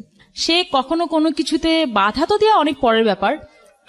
আমি যখন আমার ফিল্মটা ফার্স্ট করতে যাই চোরাবালি, তখন আমি কিন্তু ফিল্ম করতে চাইনি, বিকজ তখন অনেক ভালগার ফিল্ম হতো, ওকে 2011-12 সালের দিকে। Okay. তখন আমাকে ফারুকই বলে যে না তুমি করো। যখন ভোগের জন্য আমাকে একদিনের মধ্যে বলে যে আপনার কালকেই আসতে হবে, ডক্টর কামাল হোসেনের ওখানে আমি তখন আমি ইন্টার্ন করছি, তখন আমাকে বলে কি যে না আপনি ছুটি পাবেন না, আমাকে বলে কি যে না তুমি কোনোভাবে ওদেরকে কনভিন্স করে তুমি কালকেই বম্বে যাও। ওকে। আমি যখন ইন্ডিয়ান প্রিন্সেস থেকে জিতে আসি টিভি নিয়ে ছাড়াতে যখন বললো $700 লাগবে, আমি বললাম আমি 1 টাকাও দেবো না, আমার টিভি লাগবে না। তখন ও টাকা দিয়ে ওর টিভি ছাড়াই, পর আমি দিয়ে দিয়েছি ওকে। ওকে। প্রত্যেকটা জায়গায় ফারুক আমাকে সাপোর্ট করেছে, এত সাপোর্টিভ মানুষ আমি কখনো দেখিনি। সো আমাদের অনুষ্ঠান থেকে আমরা রেসপেক্ট করি আপনাকেও। থ্যাংক ইউ, অসাধারণ একটা টাইম। আমি কি আরেকটু অ্যাড করতে পারি? আমি আরেকটু অ্যাড করতে চাই, দেখেন আপনার জন্য চাইলে আমি 2টার পর নিয়ে যেতে পারি অনুষ্ঠান, নো প্রবলেম। না আমি আরেকটু অ্যাড করতে চাই যে দেখেন আমি ফারুকরা আলহামদুলিল্লাহ they are very well established, Faruk নিজেও খুব ওয়েল এস্টাবলিশড, বাট ফারুক কিন্তু একটা এমবেসিতে জব করে, Okay. ওর বাবার কোনো বিজনেস দেখে না, ও নিজেই জব করে। বিউটিফুল। তারপরেও এত কিছুর পরে আমরা কিন্তু বা এত রিচ হওয়ার পরেও বা আমার কিন্তু চিন্তা করা লাগতো না যে আমি কি করব না করব। আমরা যে কালকে আমরা কয়েকদিনের মতো নতুন একটা সোফা কিনবো, খুব দামি একটা সোফা কিনবো, হ্যাঁ খুবই দামি একটা দাওয়াত সোফা পাচ্ছি কিনবো। কবে আমরা? হ্যাঁ দাওয়াত পাচ্ছি কবে? দাওয়াত খুব তাড়াতাড়ি পাবে না, আমি একটা সোফা চেঞ্জ করছি অ্যাকচুয়ালি, আমি Okay. নতুন একটা সোফা কিনবো, নতুন একটা গাড়ি কিনছি, Yes. তো আমরা কিন্তু পুরোটা 50-50% শেয়ার করে কিনি। Beautiful. আমি জাস্ট বিকজ একটা মেয়ে এত বড় বড় কথা বলে গেলাম, কিন্তু বাসায় যে আমি একটা পুরুষ মানুষের টাকায় খাচ্ছি, আমি কিন্তু ওরকম মেয়ে না। এবং যেটা আমি ইকুয়াল সম্মানটা চাই, আমি কিন্তু ইকুয়াল সোসাইটিতে বাস করার জন্য যে রেসপেক্ট বা যে কন্ট্রিবিউশন আমি কিন্তু ইকুয়ালি করি। শুধু আমি মুখে বড় বড় কথা বলে গেলাম, মেয়ে মানুষ আমি এটা করছি এটা করছি, বারবার কিন্তু- কিছু প্রিভিলেজ নিব, এটা হ্যাঁ, করব না। আমি কিন্তু এরকম না, একেবারেই না। আমি আমার LLB পুরাটা এত লাখ লাখ টাকা দিয়েছি আমি আমার ইউনিভার্সিটি অফ লন্ডনে। ইনফ্যাক্ট আমি আমার যা টাকা ইনকাম করছি 80% মনে আমি আমার পড়াশোনার জন্য আগে খরচ করে ফেলছি পুরাটাই। আমি কিন্তু ওরকম একটা মেয়ে। সো সোসাইটিতে আমি প্রিভিলেজ চাবো, কিন্তু দেওয়ার সময় কিছু দেবো না, এরকম না, এটাও মনে রাখা এক্স্যাক্টলি। সো আমরা আমাদের অনুষ্ঠানটা শেষ করতে চাই উইথ ডিউ রেসপেক্ট। পিয়া আজকে আমাদের অনুষ্ঠানে গেস্ট ছিল। পিয়ার এই স্টোরিটা আপনারা পাবেন 21শে বই মেলাতে, এবং সেটার ব্যাপারে আমি মাঝে মাঝে অনুষ্ঠানের মাঝে মাঝে গল্প করেছি, এবং আরো আমি ইন ডিটেলে নিয়ে আসতে চাই। আর পিয়া বাংলাদেশকে রিপ্রেজেন্ট করেছে ইন্টারন্যাশনালি, আমরা পিয়ার জন্য প্রাউড ফিল করি অফকোর্স। এবং শুধু এটাই না, পিয়া কত বড় কাজ করেছে এটা যদি আমি বলি যে শি ইজ আ পায়োনিয়ার। যারা শুরু করে, যারা ট্রেন্ড সেটার, বা যারা একটা ব্রেকডাউন নিয়ে আসার চেষ্টা করে, যারা নতুন করে যাত্রা শুরু করে, তাদের জন্য রাস্তাটা অনেক কঠিন থাকে। এই পিয়া শুরু করলো বলেই পরবর্তীতে বাংলাদেশের অনেক পিয়ার জন্য জায়গাটা অনেক বেশি সহজ হয়ে যাবে।